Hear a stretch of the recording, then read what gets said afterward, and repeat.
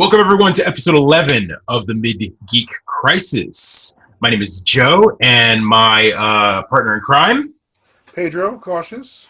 So, welcome to our end of the year Christmas. What do we call this? Just holiday extravaganza / end because we couldn't film last week, kind of thing. So we are actually filming this on Friday, 2 days after the episode is supposed to come out, and that's because this is when we were allowed to record.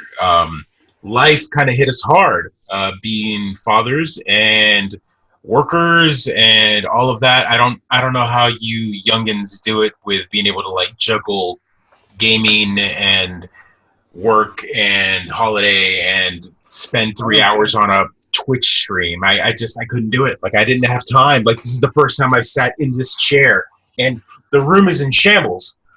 It is. I was going to say. Oh my God! It's there's it's back to where it was 11 episodes ago. Yeah, it'll get fixed. If you know, you can't tell, but there's a whole new shelf up here with new stuff, new accoutrement from my birthday. I put up my Transformers there. There you go. So I will take pictures of those and post them up if they haven't seen those. But I also am I'm drinking a little bit of yummy whiskey.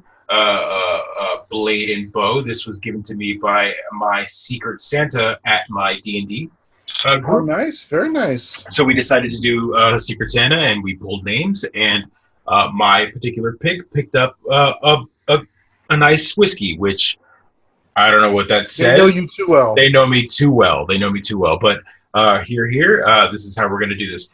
This particular episode is going to be a little bit longer, which is kind of an oxymoron altogether because our episodes we try to keep are always a little bit longer. Are always a little long, but we're actually going to go purposely long on this episode on purpose because we're going to talk about all the things that we've played all year, kind of our holiday and kind of a year in review. Double feature. Yeah, right. So double feature. So maybe at the hour mark, 45-minute mark, we'll take a small break, or I will at least do a hard break and say, "Hey, we're going to take a break," and then we'll come back. But this is good for our podcast listeners. They have this place to stop and kind of continue for sure. So let's before we start in on our conversation, which will be probably the games that we played this year. Just kind of wrap up on that. I want to talk about our holiday real quick, just because, again, this is after the holiday and what we did. So let's, Pedro, go ahead and tell us what you did. So we celebrate Christmas here in this household, right? So we cut down the tree a couple weeks ago. We decorated it, put it up in the house. Some nice tree farms up here in central New York. That's right. So you go out and cut it? Yeah, we go to a local tree. It's called the Rocking Horse Tree Farm. They're absolutely wonderful people that own the place. And you go out there, you take one of their saws and a tarp, and you walk out into the woods, and you cut down a tree, and you bring it back on the tarp, and they'll put it on the car for you, and you drive away. It's a really ridiculous experience, but I've come to love it. I've done it I've done it the last 4 years, maybe. And it's your heart has slowly chipped away. The Pedro I know from the early days of our friendship would have been bah humbug, cut a tree. I would never go out and spend time. I'd pay for a tree. Time is money. Bah humbug. No, it's true. So there is something to be said for having a kid does melt your heart a little bit, right? Because I don't do it for me. I do it for her. But I also get to go out there and destroy nature. Okay, fair. That's fair. I feel a little bit good about cutting down a tree and bringing it home. It's probably better than buying a plastic one anyway. So we then decorate the tree and gifts. That's funny you say that. So better than plastic? You think so? Even though a tree, I could use it 7 years in a row before I gotta toss it. You think it's only 6 or 7 years? You should get more out of a plastic tree. Well, I mean, average, right? Before the built-in lights die or something. I don't know. Yeah, I can't. I don't have the math to back it up, but I have a feeling that the petroleum and fuel costs and transportation costs and manufacturing costs and all that's wrapped into making a plastic tree in China, putting it on a boat and bringing it over here and putting it in a Walmart where you go buy it and set it up. Even if you use it for 6 years, actually growing a tree that contributes oxygen is probably a little better than the plastic tree. I don't have the math to back it up, and I'm sure there is an environmentalist nerd out there or a conservationist nerd out there who's going to tell me differently. But I have to imagine that a tree farm specifically designed to grow these trees and cut them down every year or every other year is more environmentally friendly than a plastic. That's such a that's interesting because you would think it would be the opposite, right? Like you're cutting a tree down. Think of the tree, and then we have the whole argument of like using a reusable bag. Use your reusable bag over and over, but yet like the plastic and all of that to maybe make that bag. Yeah. So and the plastic never goes away. So even if your tree lasts 10 years, it's still in the dump for 40,000 years. So. Right. So there is and in my tree, I just put it out in the front yard and they take it away to the dump. Or the mutants need a Christmas tree. It'll be the only trees they have. The only trees they have. Shade. Tumor. So I mean, I guess I don't know. I in my head, and cutting down a tree is always. Oh, that's fair. Experience. So then, what else did you do? So we get gifts coming in, right? So we're lucky, and depending on your perspective, we've got two sets of grandparents, right? So both of our parents, my wife's parents and my parents, are both divorced. So we wind up with this huge amount of gifts coming from all corners, and we put those under the tree. The ones that don't come wrapped, we then wrap them Christmas Eve and put them on the tree. My daughter likes to make her own gifts for us. So this year she took it upon herself to the way. God bless her. So she went into the secretary, and I have like a sword letter opener, like a nerdy letter opener. Oh, she wrapped it for you. And yeah, so she taped it to a card, drew a bunch of pictures of her and me around the card, and then threw this card, maybe like this big. I should get it. Threw it inside a gift bag that was the size of a house. And so she was so excited to have done it that she made me open it, right, almost like 10 minutes after she finished it, right? So it's just that's the way she experiences Christmas. And it's always nice. We encourage her to do it. I tried to encourage her to make cards for her friends as well, so that she's got something to give her friends for Christmas, because of course our school doesn't celebrate Christmas. There's no Christmas cards to be had at the school. And then Christmas morning, everyone has to be awake. And this is a torturous thing that I remember from my childhood, but it's a requirement in this house that you cannot open gifts until everyone is awake and coffee has been had, right? Oh. Yeah, no, it's two big rules, but it's required, right? So I, of course, wake up early because my job makes me wake up early, and I'm up before the kid. I already drinking my coffee, and That's impressive, because I wake up early, but there's nothing stopping them from waking up earlier than me. Oh yeah, no, I'm up because I have to wake up at around 5:30 for work now. I'm up wicked early every morning. My body's already doing it. Here, one of the things which is weird about me is that I got used to waking up early very quickly. Like my eyes are like boom, 2 minutes before my alarm is going off.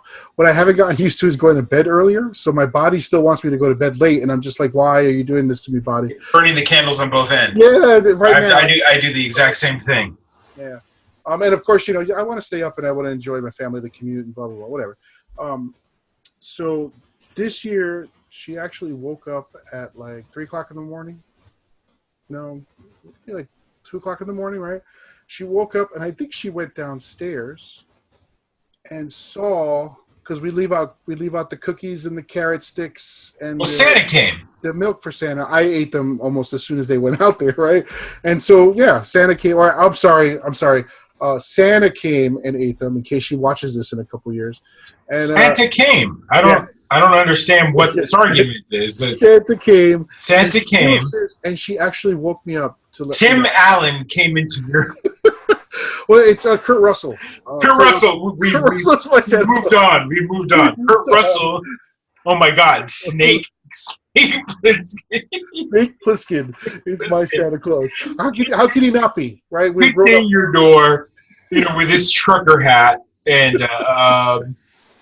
yeah, right. Okay, all right. So moving on, he ate your. And she woke me up. She woke me up to she's like, Santa came. Can you believe it? Santa came, and I'm like, yeah, go back to sleep. Like, what are you doing? You're like. Exactly. I was so tired. But whatever. So we woke up. She had to wait a little while. It was torturous. And then we had this orgy of opening up the gifts. And God bless her, right? So she got every year, it's like this. She gets so many gifts from the grandparents that she has this like wave where she'll open them up for an hour and a half, 2 hours. Oh, my God. And then she'll want to play with one of them. Like she got this big, the Calico Critters dollhouse. She got she got something for Courtney, which was awesome. And then, but she got an ice cream shop. And so she immediately wanted to open the ice cream shop and put it together. So that's what we did. But there was still like a garage worth of gifts to open. So we built it, played with it for about an hour, and then she was so like it was kind of a grazing. But by like 4 o'clock, I was so done. I was like, just open the rest of these things. Let's get this done. That's amazing on your parenting. Why? No. Check this out. Check this out, because let me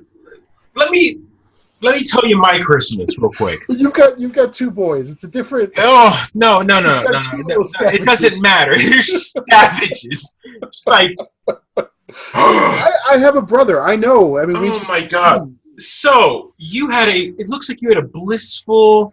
Yes. Well, it seems chaotic. It went on till 4 o'clock. Oh yeah, I had to restart the Netflix U-log. I had to restart Oh my God. Okay. So it's on and I had to restart it. My Christmas starts on Friday. So Right. So the individuals that watch the show who may not be my personal friends do not know that my birthday is on Christmas Eve. Mm-hmm. So Friday, when I got off of work, my wife, bless her heart, every year tries to make sure that we celebrate my birthday outside of the Christmas holiday. Sure. And that's because growing up, Christmas was my birthday. It's the running joke on anyone that we talk about. We talk about my birthday, that it's growing up was one of those scenarios where it's like, here's your Christmas gift and here's your birthday gift. And the birthday gift was like batteries to whatever gift I got, or all these people would show up to my house on Christmas Eve. And because I'm Latino, they all were there for Christmas party. And I'm like, oh, they're for my birthday. Yay. And they're like, it's Jesus' birthday. They're like, it's Jesus' birthday. Or they would be like, oh, it's your birthday today? And I'm like, you didn't know? That kind of thing. It was just like, oh, this is like relatives, right? So, or it would be time to like, eat and then put the cake kind of thing. And then this cake would be like a Christmas tree cake that said happy birthday on it. And I'd be like, wow. And they're like, happy birthday, Jesus? And they're like, no, it's Joe's birthday. And they're like, oh, I didn't know. And this is like, how old are you, Joe? Oh my God. Yeah, how old are you? And I'm like, I'm 27. So this was recent. Yeah, recent. The trauma's still recent. The trauma continues. So my wife has made sure, since we have been married, she has made sure that it's a separate day. And every year we try to change the day, but my heart of hearts is hard to break from that, because it's hard to set a day that is your birthday and then in your head to tell you that it's your birthday. So, for example, she once tried it like a week before. She's like, a week before, and she's like, oh, we're going to celebrate your birthday. And I'm like, cool. And everyone's like, happy birthday to you. And then like, oh, yeah, we have this whole like, ordeal. And then it ends.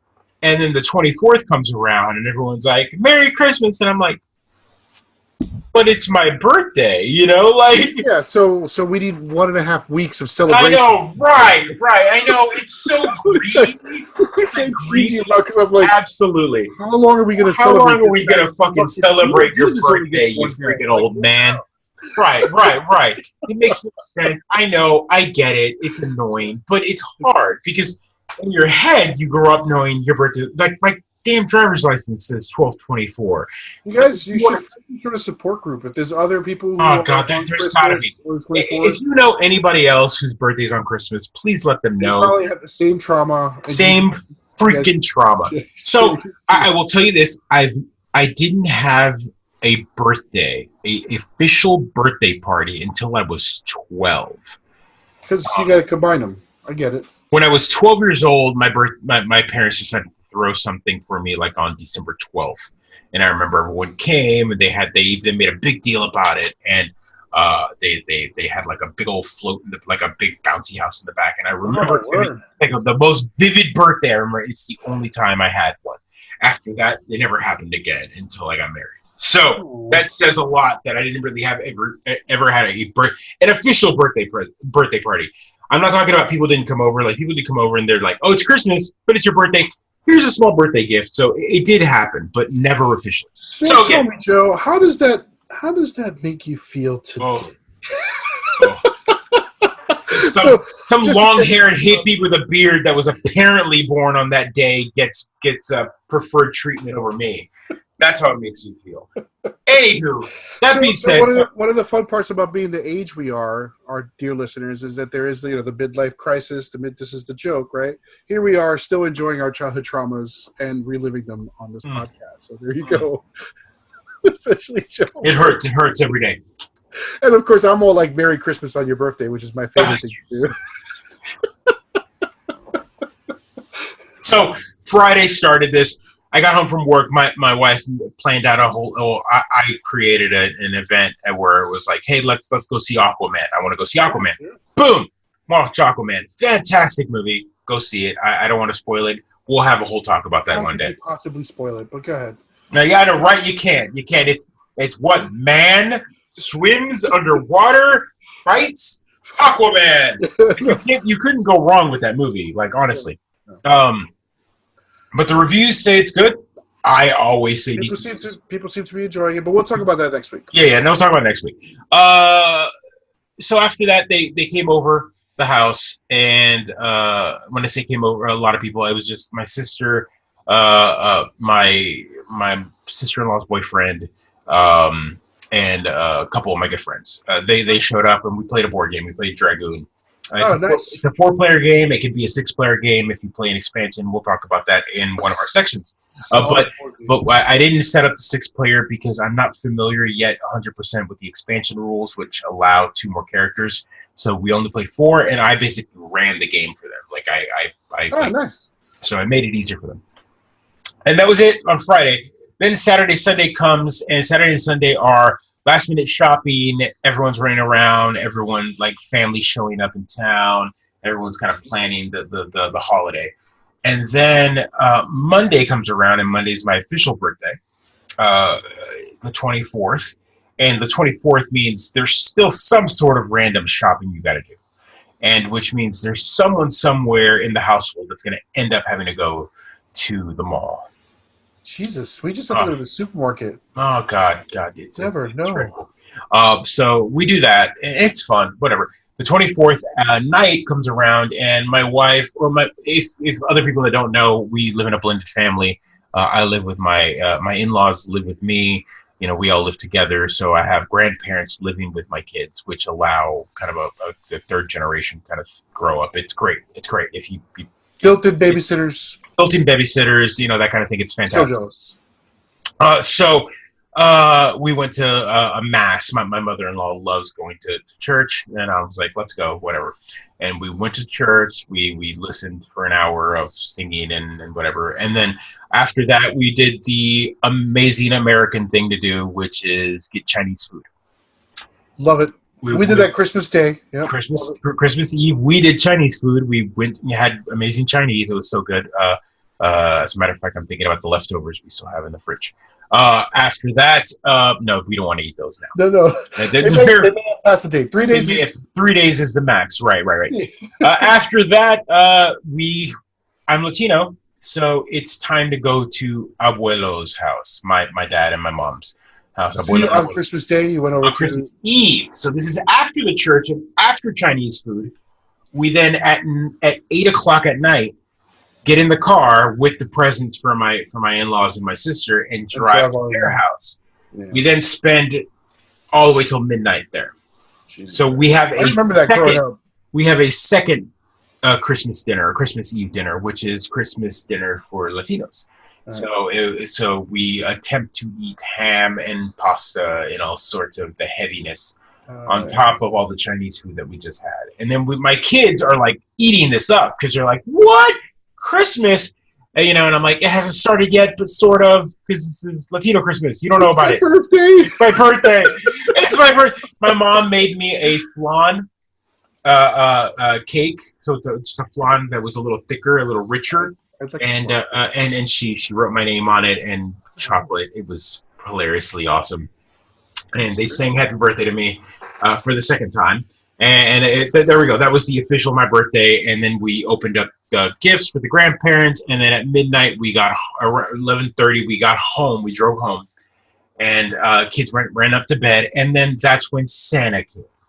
And Santa shows up and has to fill stockings and do cookies and do all of the accoutrement and all that. And this year, Santa left a nice note to my kids, telling them that they need to be better because they were mildly on the naughty list. What? Yeah. Oh, yeah. You put them on the list? Oh, yeah. They're on the list. They're on the watch list. They were even warned, saying that if the brothers fight, I will Santa will personally send an elf to come and confiscate the gift. Are you gonna? Oh my God! So you're doing police state Santa? Police state Santa had to come in and wreck shop on these kids. So, 2:00 in the morning, give or take, Santa leaves, and I give Santa a big dap. What's up? Going on. Fist bump. We share a little scotch. You also did your Secret Santa on Saturday, right, or Sunday? We did the Secret Santa on Sunday. That's right. So Sunday night, everyone on my D&D group, my normal D&D group, came and did that. So that was where I got this. I was sick all weekend, but we finished our shopping ages ago. So then after that, Christmas morning. Now here comes the part of the story where I tie it in with yours. Is your wonderful little R was able to maintain the craziness that is 4:00. Okay, we have grandparents, and I go overboard, and Santa goes overboard, and so this whole living room was full. I saw the ridiculous. The ridiculous, because I can't control myself. I'm an idiot. I put myself through all of this instead of Santa. Santa doesn't help. He gets a lot of the credit, though. So we live upstairs. We have a whole upstairs section, and we have a baby gate that's latched into the wall. And so you have to click it and slide it. So I zip tied the center so they can't open it. And I left the clippers in the spot where I could grab it. So, of course, at 6:00 in the morning, they're chomping at the bit. And I'm like, go to bed, 8:00. Minimum. 8:00 rolls around, and they're just they're puppies that need a pee. God. And I'm like, I'm going to get dressed. Been up till 2. Day Still off. Digesting the ham. I got to go downstairs. And we do the same thing. Everyone has to get coffee. So I'm yelling downstairs, is everybody ready? Yeah. And they're all grandparents with coffee on couch ready to go. And I clip it, and it's literally like the Kentucky Derby. Boom, boom, fly down those stairs. And they're like, oh my God! And of course comes I gotta they see all of the presents under the tree. And I'm like, whoa. Santa just brought these gifts. They're marked. Santa left a big old note saying what he left because I told him to. And they're like, oh! And these are Santa left gifts for both of us. And so they were able to open up all the Santa gifts.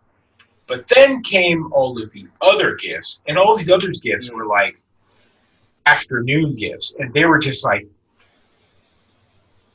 when are we going to open? When are we going to open? When are we going to open? I'm like, no. So it became kind of a day ordeal trying to hold them back before they could because they would have been piranhas. So you held them back because you wanted to extend the day? So other family members were going to show up, and they got to open with those family members. I got you. Right. So when they showed up, other family members showed up. We were able to open up some other gifts, and then there was one last gift. one particular gift that I decided to hold back that belonged to both of them, and it was their last big gift. And I said, "You're not allowed to open this until tonight when your aunt comes over, Lindsay." And so that one was like 5:30, 6 o'clock, and they were like, just the act of there being a wrapped gift for them meant that they were like just like vibrating. It didn't matter that they opened all this other stuff. It didn't matter. It didn't matter. I mean, no. They played with everything, but it's just the idea that there was still something. I don't know what we did. I don't know how we did it, but she just enjoyed every gift. At some point, she was like we had like 8 or 9 gifts that she hadn't opened yet, and we wound up opening them up on the 26th. Right? She just already had so much. She had so many like books to read, things to color. I bought her one of the gifts I gave her was a paint by numbers thing, so she immediately wanted to do the paint by numbers kit. So it was a calm sort of rational Christmas, except like she was also really she still got wound up from the stuff she got, right? Sure. And so what was the best gift, the jealousy gift, the gift that you, because I mean, as adults and as parents, there's always that one gift that you look at and you go, man, I want that, or man, I'm gonna play with that later on. Or I will be 100% honest. I love her Calico Critter sets because they're so like weirdly detailed in like these amazing ways, and they're fun to assemble just perfectly. So I don't mind that she wants to open it and play with it right away because I love like assembling it, putting the stickers on, making those little paper boxes. It's like Mid-Geekers, if you don't know about Pedro, there is one thing, the weakness to Pedro, the kryptonite to Pedro is when you open up any type of board game or anything that requires like organizing. Like, for example, if you buy a brand new board game and they give you all the baggies, but then all the pieces are still in like the cardboard punch out. Oh, I love it. That is straight up like ASMR, like it's like relaxing, beautiful, sexy videos, and R knows it. So if the game is for her, so we got our 2 games this year. Or 2 board games. I want to hear about. We hear about these board games. She knows that I love it, and because I love it, she loves it, right? Because she's a wonderful daughter. So she won't let me punch him out. So I don't get to punch him out. So I'm like, I have to sit there and watch it, and she's like, "Oh, this is great. This is great." And I'm like, "Oh, you're not doing it right. Oh God, they're going everywhere. Slow down." How do you know what that piece goes in? So let's talk about that real quick because you showed me pictures on Christmas and you were showing me these awesome board games, and one of them really intrigued me, that flashlight one. So we got one of the board games, and it was on my list the minute I read about it. It's got a German name that now like Wunderfeld or some weird German name. It's called Shadows in the Forest is the American version, and what it is you've got this board with the sort of path around it, and you put these cardboard trees on it. You can look it up online, and the cardboard trees kind of block vision.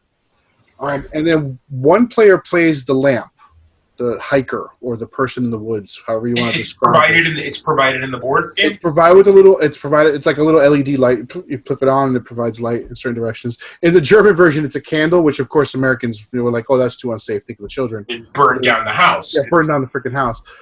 So we've got these cardboard trees, and then all of the other players, so it's up to 7 other players, play what they call shadowlings. So they look like little Studio Ghibli shadow things, right? So they're like little bubbly. They got like a white mask, right? And the shadowlings are trying to group themselves, right? So initially they start on the board separate, hidden on different parts of the forest. Okay. And then you flip off the lights in the room so that all you see is that LED light. And the lamp player is trying to find the shadowlings. So the lamp player will move towards the shadowlings and shine the light on them. And if the light shines on a shadowling, their mask pops off. And if their mask pops off, all the other shadowlings have to go rescue that shadowling, right? So the fun part here, especially for R, is that if I play the lamp, she gets to move the shadowlings, right? And she gets to try to hide all around, and she likes to hide and things like that. But I have to close my eyes, right? So she loves like the fact that she gets to do things that I can't watch. And she fully understands the game mechanic and that you can't, when you play the shadowlings, you can't pick them up. and put them on somewhere else on the board. You have to push them along the board. The reason being that if you accidentally push them into the light from the lamp, you can sort of see right away on their white mask, the reflection, and you have to take the mask off. So when you're trying to move from tree to gather your shadowlings, you have to be aware of where those streams of light are piercing through the forest. And so does the light sit in a specific spot on the board so that it you move it? Yeah, you move it around. You move it around a board. So there's like it's like any board with the path, right? So it's got like crisscrossing paths, and the lamp has to stay on the paths. And the trees can be randomized, but the lamp kind of moves in these paths. And you can kind of guess where the lamp is going next because the lamp has to only move in one direction. It can only turn if it lands on certain spaces. So if I roll a 5, I can only move 5 straight. I can't like twist and turn around the trees. So you kind of can, as a lamp player, you can kind of slice and dice the map to try and give them few chances to move. And as a shadowling player, you have to try to guess where the lamp will be after the next roll so you can get your shadowlings in a position to bring them together. And so this is an interesting game because it takes in mechanics where, so like you said, the German version of the game is a candle. It's a flickering candle, yeah. And the US version is an LED light. So the LED light provides more light. Way more. So I'm trying to figure out how the like engineering of this game works, where then you have to like control, because light on a candle is less light, it's less flickery, it's, you know, so like the game, is it like difficulty like it, I don't understand, like you could, I mean, what I've done, if I've only played it with 3 shadowlings, you can play with up to 7, right? I imagine with 7 shadowlings, it's kind of an arduous affair, and the shadowling players can't talk. So we played it once with my wife, and it was R and my wife playing as the shadowlings, and they can't talk to each other. And my eyes are closed, but I can tell, like, my wife's like, why are we moving that way? Like, I can feel her being like, what is this move that my child is doing? And also, you know, the only time she ever talked was like, I think you moved into the light, R. You've got to stop right there, like keeping her honest, which is good. But yeah, I think with the LED light, you wind up blasting it out further. I think to make up for it in the American version, the trees are a little bit bigger. Okay. And they go all the way to the ground. So the German version looked like real trees that had stumps, so flickers would go underneath. While the American version goes all the way down and creates these big blocks that block shadows. I sent you a picture of it in the dark. You've really got to like play it to like get it. You can't even look at the board from above. You kind of have to get yourself at board game level to look where those lights are going so you can see where your shadowlings can move. It looks fantastic. Even from the picture you sent me, it looks like a great mechanic that it's rudimentally, right? Like yeah, every kid, like my kids, every time they go to my father-in-law's house, my father's house, they meet, because we always go at night to visit and whatnot and spend, you know, have dinner. And the first thing they ask for is flashlights, because my dad has a bunch of them. He's a mechanic. And so he's like, flashlights. And my dad's got a bunch of them. So the first thing they do is grab it, and then they run outside of the backyard because they're somewhere past dark, because usually they go to bed. And so the first thing they do is they want to play with the flashlight in the dark. So this game gives you that. It gives you that, and it's like hide and seek on a board game. So they get to play that way, and she gets to like hide and giggle. And when she plays the lamp, she loved and of course I kind of played suboptimally against her when she moved the lamp, because she didn't really get that she needed to slice the board with the lamp. But she loved it. She loved being able to capture them. And right now she's at this like your kids at this wonderful age where flashlights and lights in the dark are just really too much fun. Like she has this glow in the dark DC superhero girls poster that she likes to charge up with the flashlight. Yeah. So like all those things. So like this was like the perfect game to get her like really excited about board gaming. So she's asked. We've played it 3 times already. Four times because we played twice, right? She plays once as the lamp and then once as the shadowlings every time. So, and it's fast. It's fast if you play, I don't want to say suboptimally, but it's fast if you take risks as the shadowlings. If you play really carefully, it's like hide and seek almost, where like if you play hide and seek really well, you never get caught, but then you're not really having fun, right? Like part of the fun is being. No. I'm looking at screenshots or images of the game on Board Game Geek, and it looks beautiful. Like shadows, I'm seeing the shadows, like the way it's cast. Yep. On shadows this like trail. I think. I don't know that you should get it because perhaps 3 Kings Day will have it sent to you, but there is definitely I think everyone should get it for their family. It's a phenomenal family game. For the record. All right. Now that Well, I've yeah, played I'm looking at the German version, and I see it's a tea light. Yeah, it's a little tea light, and I'm like, I mean, I trust my daughter, and I know that she's smart. I mean, I feel like she'd be more afraid of moving this hot thing around, but I couldn't imagine like my brother and we'd set the house on fire. Like, oh my God, the German version is adorable. They're like little. They look like David the Gnome. Yeah, they're like little pointy hats. Little pointy hats, like felt hats. This is adorable. It looks like this game, like this is a homemade, like. Yeah. It started as a homemade game, and they picked it up in Shadows in the Forest. Oh my God, it's beautiful. It's absolutely beautiful. I love this whole idea. I'm loving this. I love this, like. I don't want to say we're like in a golden age of board games, but I love the idea that like board games don't have to be like fucking Candyland. Like they don't have to be Candyland anymore. Like you can actually play what I think are challenging concept games with the kids now. Like she not only did she get it right away, it made sense to her right away, and she kind of understands a lot of the concepts. Like I could see her getting down on the board to see where to go, and that's like. If you play miniatures wargaming, for example, that's a really important skill where you can get down and you can see what miniatures are where so they can draw line of sight and figure out terrain and cover and things like that. And it's sort of strong concepts, visual concepts. And, of course, they're fun, I guess, but also they're phenomenal tools. And she loved it. She didn't fight with me about taking turns. She wasn't upset when she lost. She didn't goad at me when she won. So I think it's going to be one of those great intro to board gaming games that all parents should have on their shelf. Oh yeah, give to other parents that have kids. It's now that and No Stress Chess. I think might be my go-to giveaway games when kids have birthdays now. No Stress Chess. Yeah, are you familiar with No Stress Chess? No. So I love chess. I learned chess at my oldest son's age. So. It's one of those games where I always want to play it, but I don't know anyone that actually plays it. So, like, it's the best. I was captain of my chess team in high school, sir. Oh, damn Yankee! They don't even have chess down here. They're like, you're playing football down here. That's all you play. Football. I mean, Chester. You mean football, right? You're playing for the Knights. That's who you're playing for. Right. So listen, No Stress Chess. It's standard chess, right? Chessboard, chess setup, all the same. Except what they add is a deck of cards. Okay, and the deck of cards has the piece, the name of the piece, and then a picture of how the piece moves. Okay, so you can sort of learn how each piece moves. When you first set up the game and play, you can play on the side where it shows where all the pieces go. So it tells you set up the pieces. And then it opens up with the standard king's pawn opening where, you move those two pawns into the middle of the board up against each other. Right, and then they lock. And then you move the knights and your bishops, and you start making attacks. Right, standard. If you're a chess player, everyone sort of knows this kind of standard. You got to control the middle, and this is the basic standard play. Grandmasters are much better, but this is the way you start. And then you draw, like when you play basic. Art would draw a card, and it would say something like pawn, and that's the piece she has to move.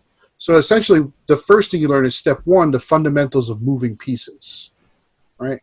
Step two is you get dealt 3 cards, and now you can pick from those 3 cards what might be your best move.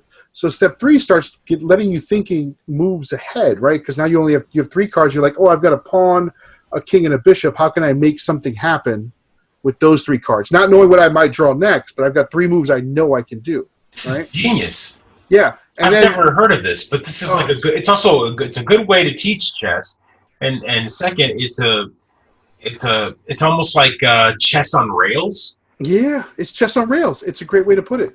And then stage 3 is 5 cards, right? And then once you're in stage 4, you're playing chess. And not only are you playing chess, you're playing chess at a level where you're thinking 4 or 5 moves ahead, which is the ideal way for, mid-level players to play, right? Right. Grandmasters are 30 moves ahead, right? That's how they know it's a draw long before we do. But for a basic, good game, you want to be 3 or 4 moves ahead, so you can start to strategize on how you want to go.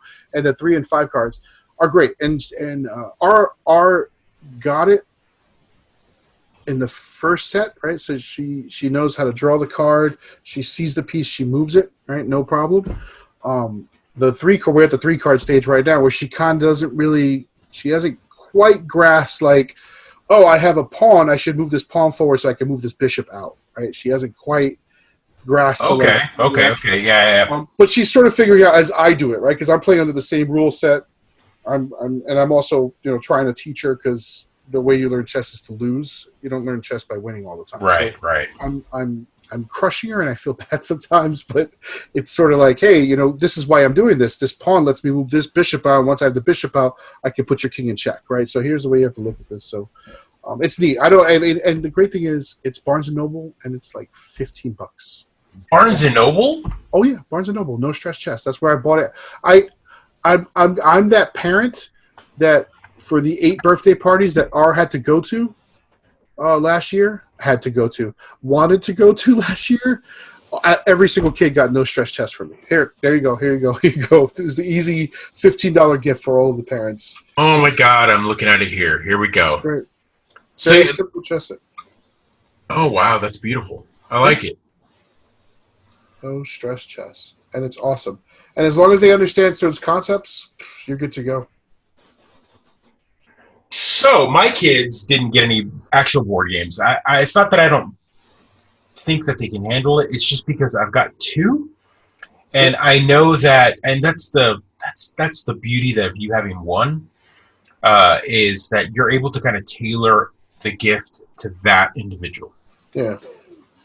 I've got 2, so every gift I get 1, I can't overstep the boundaries of the other one, right? So, like, for example, if I get something for the oldest, I want to give him, like, very specific old gifts, but...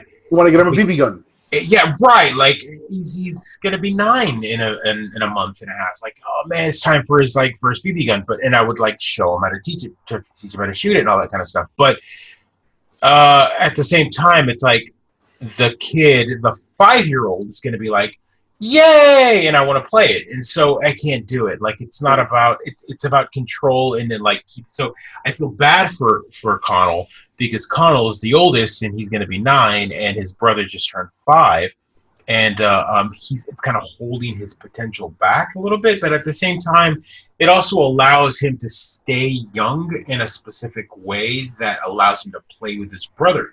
Sure. Level. So it would be like handicapping him a little bit, and yeah, it's interesting. It's a dynamic. Do you have you didn't have a younger brother, right? You have a younger sister. No, I had a younger sister, but my younger sister is 12 years younger than me. Yeah, so that's a huge gap. So you've got no experience with this. My brother is 3 years younger. My brother's 3 years younger than me, 3 years younger than that. I will say that my parents didn't give a shit about the feelings of the other child, right? So if I'm old enough to have the toy, I got it. And frankly, I was like Mad Max style. I just had to stop my brother from playing with it, right? Like, oh my God. So we did, like, it's such a different parenting style, and I appreciate that you're like, oh, we have to look out for. So look, on this, I will say that there are some toys that I'm like, yeah, gung ho, let's do it. So I'll give you an example. One of the gifts for my kiddo, and I planned this for my youngest kid. There was a nice sale on the Sphero. The robot, the Sphero robot, oh, sure. So there's the BB-8 right here. I see it. Sphero BB-8. There was a deal on the R2D2 version of that, and I was like, oh my God, I already got BB-8.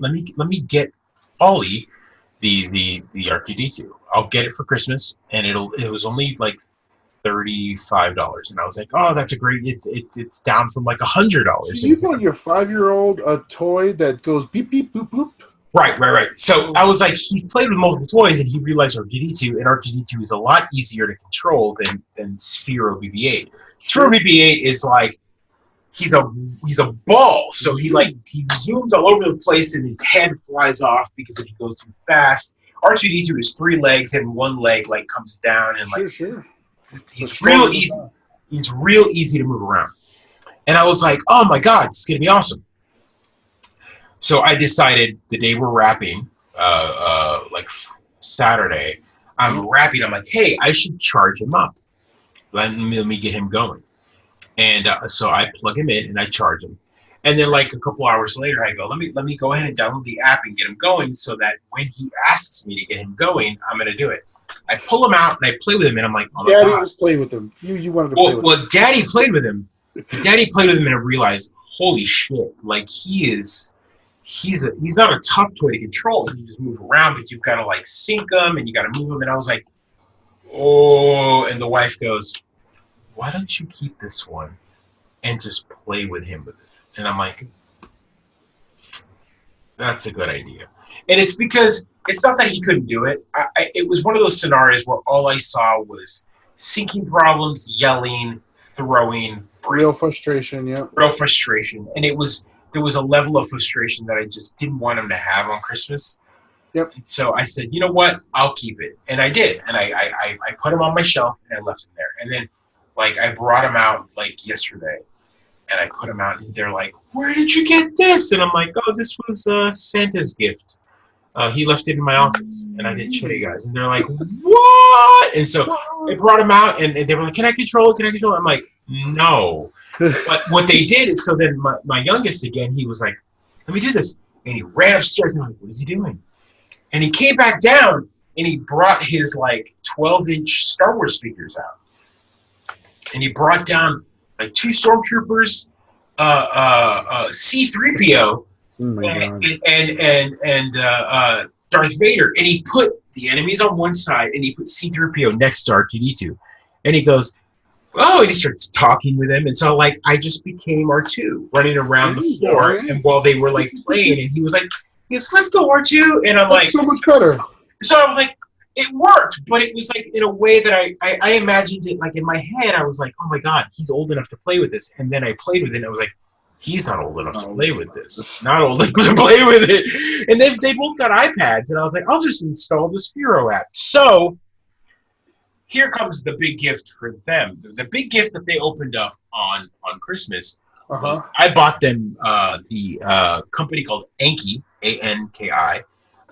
They make little robots. They make little robotic, like little characters. It's another robotic company that makes kid toys as well. And they make the Overdrive series. Sure. And if you're not familiar with Overdrive, it is essentially super robotic slot cars. Okay. So you open up this kit, and 2 cars are in the pack. These cars are app connected. You plug them up, you charge them, and then you open up your tablet or your phone or whatever. You download the Yankee app, and then you build a track. So you literally build a track out of the pieces in whatever shape you want, and it gives you like all the combinations from the starter set. So I pulled it out and I built an oval. And then you take the car out, you put it down on the track, you open up the app, it connects to the car immediately, like boom, here's the car. And so what it does is it creates a video game. So your app becomes a racing game. You're like, oh, here's the challenges, here are the weapons for this car, here are the levels for this car. And it sends all that information to the car.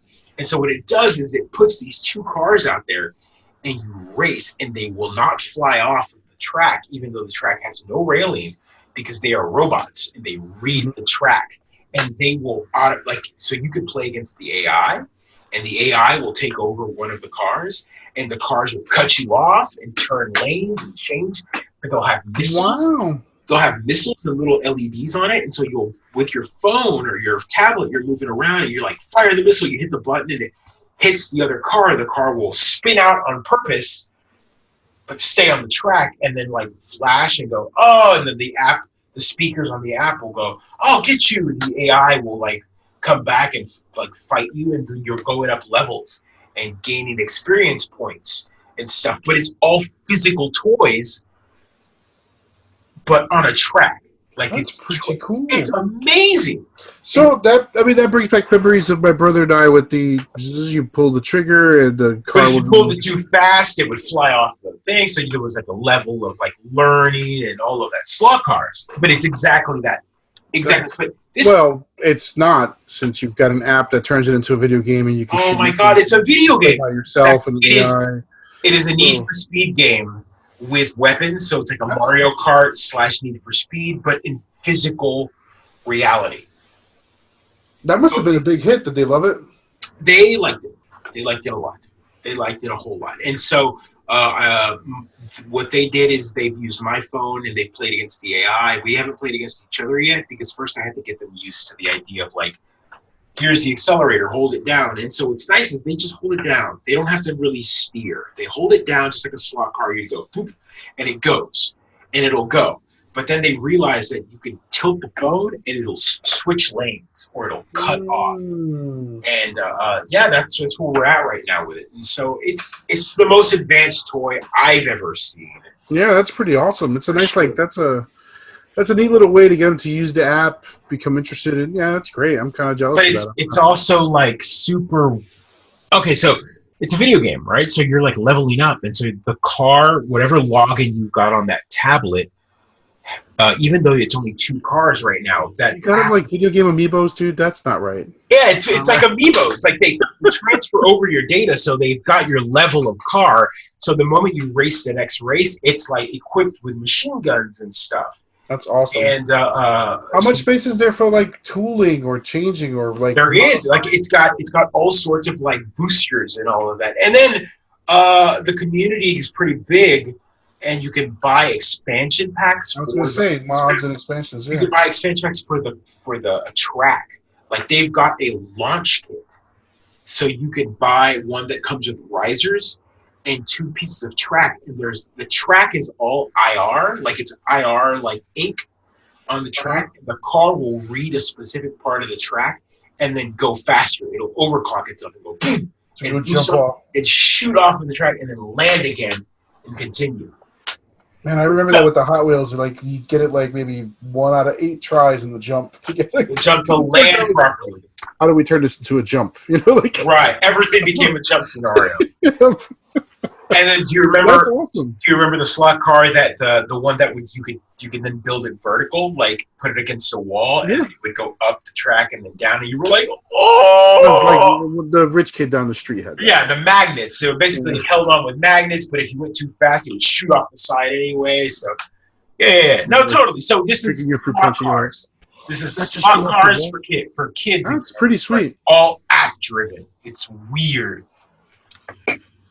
It's it's neat. Now here's like I imagine like when our cars broke, right? We would take them apart and see how to fix them, right? Because it was just a copper wire touching something. It was 2 little like teeth that dragged on the track. Yeah, they just like right on the rail, metal rails, and it would touch.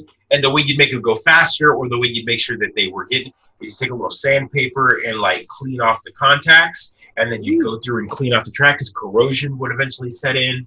So all of these things you kind of learned as you went, right? And I wonder, like, will you have a similar experience with software? The kit comes with a clean the wheel kit. Because the wheels will get dirty because no matter how much you race, it's a physical world, you're going to pick up lint.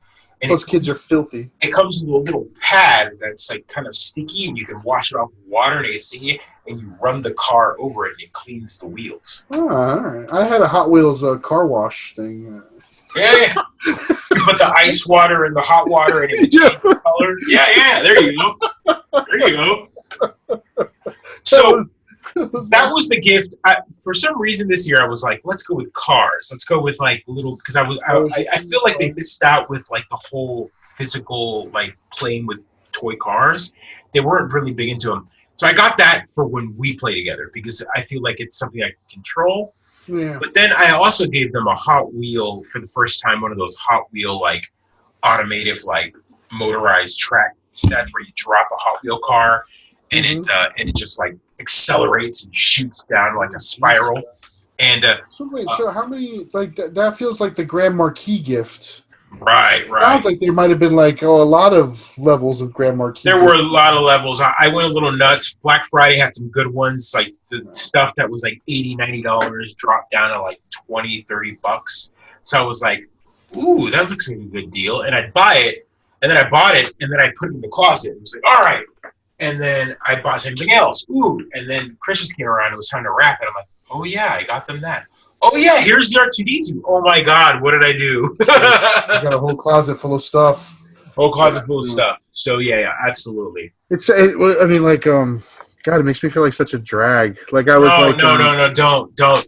You know, there's a thing, right? Like, you and me are very different in this sense. And there was an experience that you had. You got to play like D&D with your dad.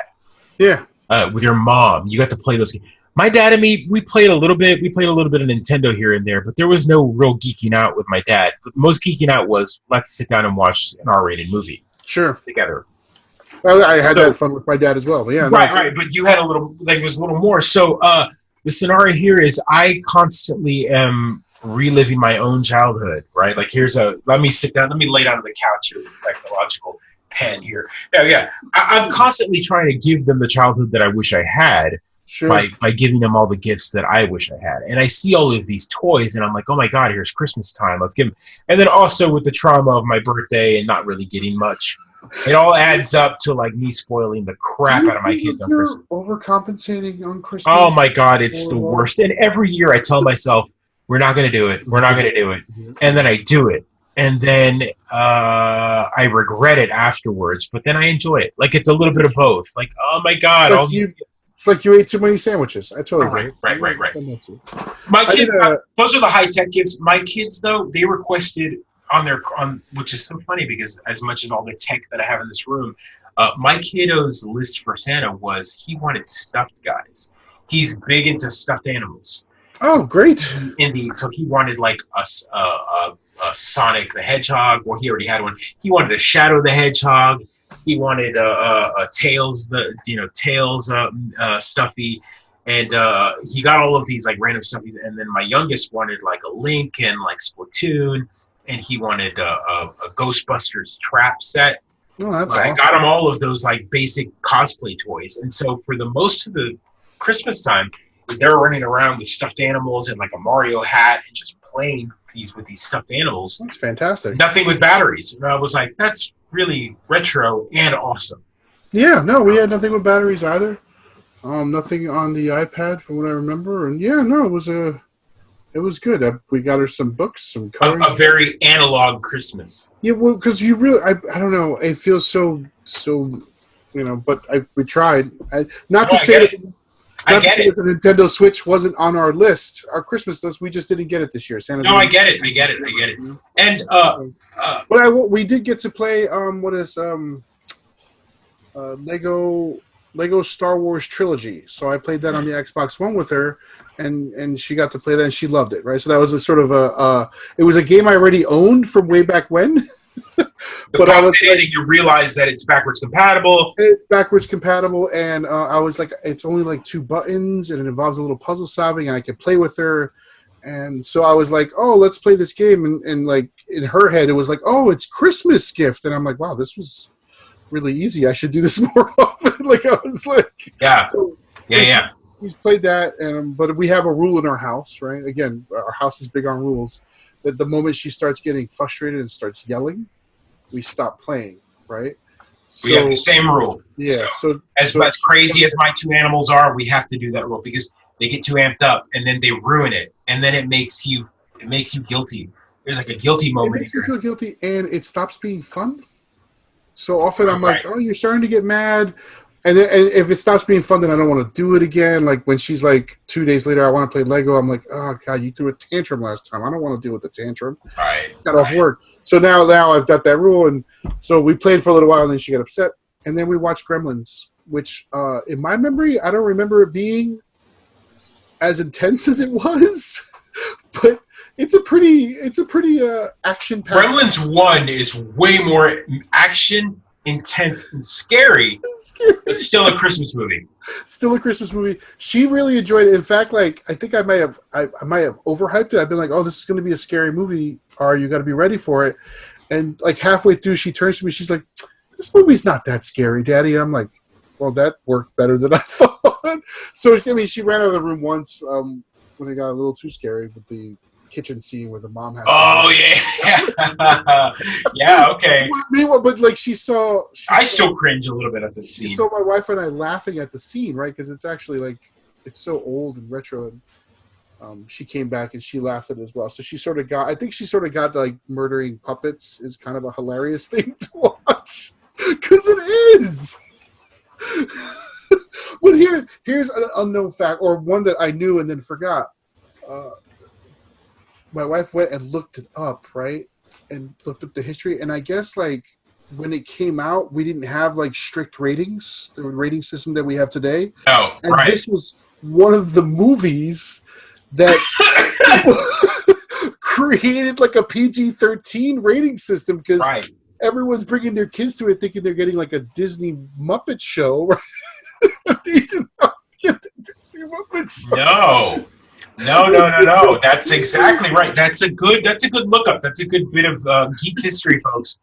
If you didn't know this, Gremlins was actually one of those like they brought up to the board and to Congress kind of scenario. Think of the children. And yes, we see it as a Christmas movie. By the way, for Christmas Eve or Christmas Friday before Christmas, my socks for work were Gremlins. There you go. Yeah, it's a phenomenal Christmas movie. But yeah, but that was definitely one of those movies that was stipulated. We think of to think that there was a time where things like The Simpsons were seen as like bad for kids, and now we're just like meh. The Simpsons. Hey, my 5-year-old watches Family Guy. Like we don't even. There's no even like standards anymore. God, don't forget standards. She doesn't. For the record, no, they don't. I know she doesn't. I know. But it's just like, there's no standards. But that's the truth. I mean, I see a lot of people. They're like, oh, remember when South Park was like, oh my God, you can't let any kid watch that. Now it's like, South Park. Pass around that video like when it came out. We were in college, and it was like that first one with the Jesus fight in the very first episode. Oh my God! We used to pass it around like it was like illicit materials. Like, check out this video. Right. So yeah, Gremlins is a great Christmas movie. Great Christmas movie. It's become one of those modern. Is it a Christmas movie? Isn't it a Christmas movie? It's because we've become kind of a culture where we don't want to be told what things are anymore. Yeah. And Home Alone, kind of, I consider that one of the beginning ones because while it isn't a Christmas movie. It is a Christmas movie. He's at Christmas, and the kiddo's at home alone. You know, he makes a wish that his parents are gone, and then realizes it was a bad wish. So I call that the Christmas movie without it being a Christmas movie. And I'm only saying that because. Wait, what's a Christmas movie then? Right. Okay. So. I heard someone have this argument, and I don't know who it was. And if you're listening to this, I apologize for not remembering that we had this conversation. But they were having this argument that's saying that Christmas movies only can be Christmas movies if they contain the lesson of Christmas, or like the like Santa, or like the family get together, like the whole Christmas. Like for example, Vacation Christmas movie, with the comedy, is considered a Christmas movie because it's set in Christmas. It's about the act of having Christmas, and then it's about like his going to get his Christmas bonus and all that. But all of that is considered a Christmas. All of it is encompassed within the Christmas genre. Home Alone, people would argue that isn't a Christmas movie, even though it is a Christmas movie, because it is an act about a kid being home alone. It could be set at any point in time. But it's not. It's set during the Christmas holidays. And so that creates... Yeah. So like, I don't want to rehash the argument, but at the very... I mean, like, I haven't seen it in a while, but at the beginning of the film, they're going on a Christmas trip. Kevin is angry with his parents, and he literally makes a wish that... Right. His family disappears, and his family does disappear, and he has. But it's not technically a Christmas wish. Because so when his parents disappear, it is. He thinks they're gone, and he has a great time. But it's 2 days before Christmas, so it's not like he thought like it was a Christmas wish. Because they all have to come back just in time for Christmas to make it a Christmas movie. Right.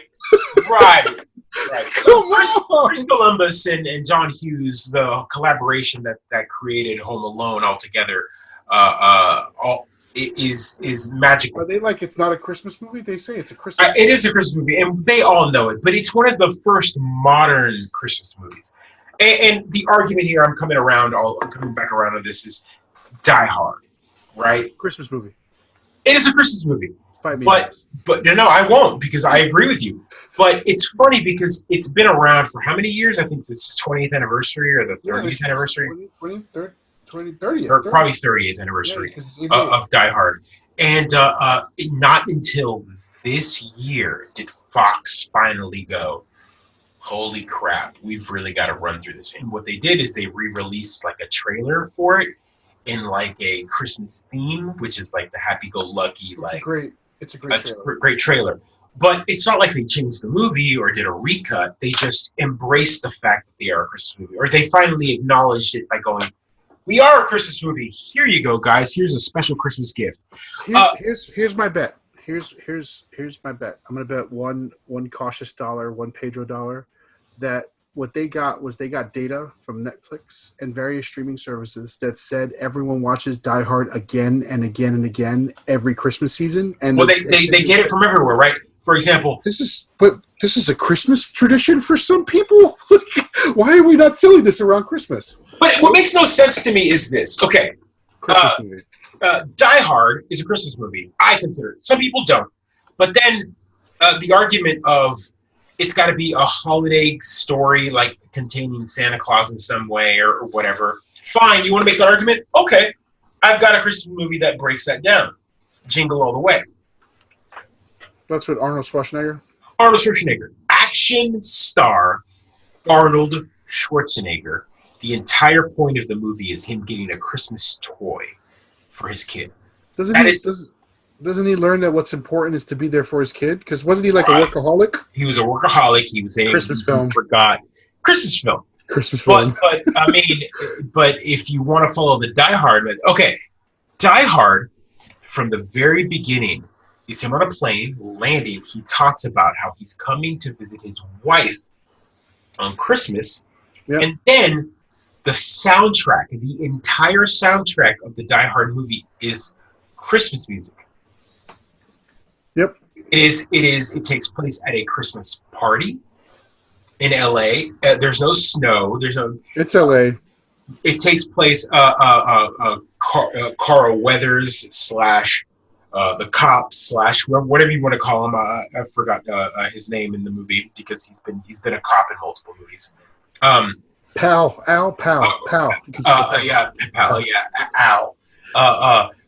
Sergeant Al Powell or something like that. Anywho, Reginald is his actual name. Reginald Val Johnson is his actual name. Yep. And it is a Christmas movie, and he is heading home for Christmas, and he stops off to get his wife treats for Christmas.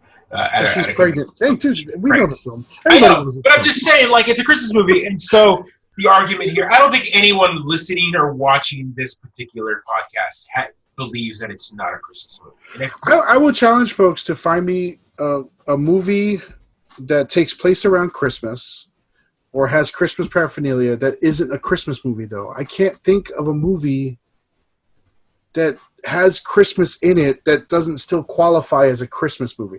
I mean, I could probably think of movies all year round that would qualify for a Christmas movie if they threw some Christmas decorations in. Right. Because it's so tropey. I mean, these things are just about, like, family and about workaholics and about the decisions you make and how, like, you need to prioritize better. Like, that's a Christmas movie.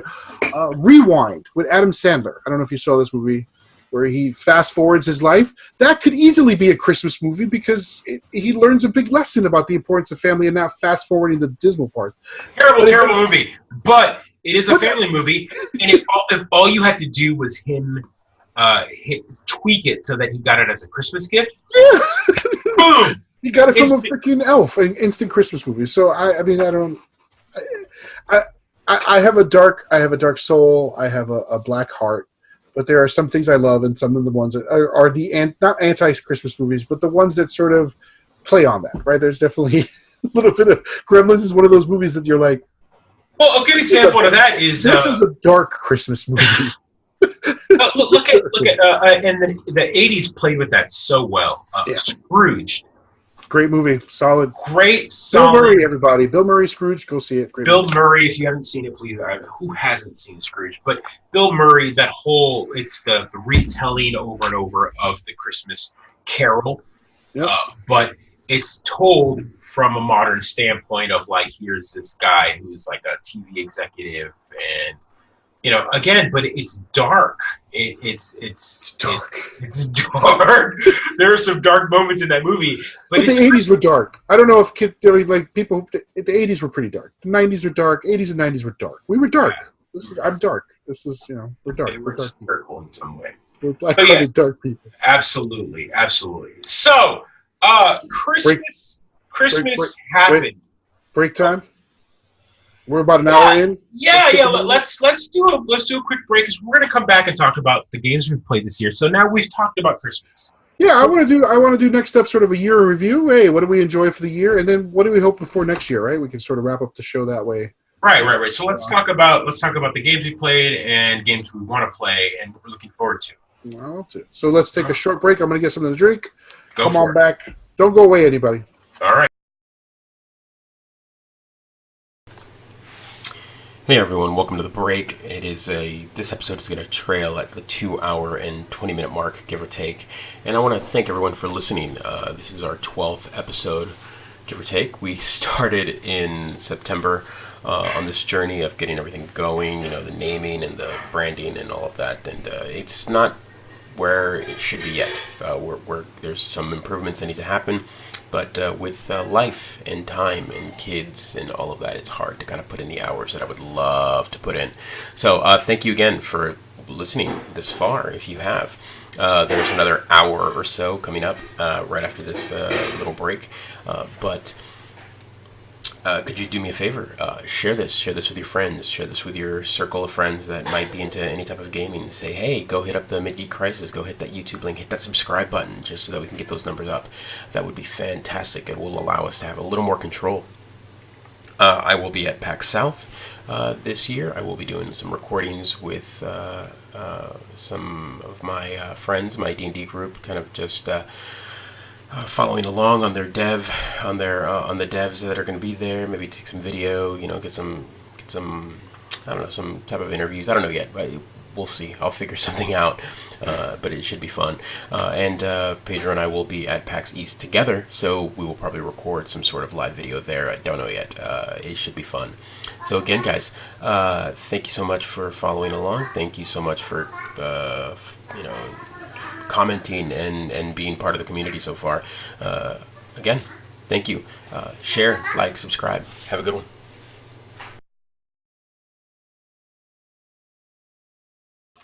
And we're back. We're back, folks. We're back, and that was a short break. Whatever you just saw in the last minute or so of the break or heard, that was provided to you by who knows? We'll figure it out.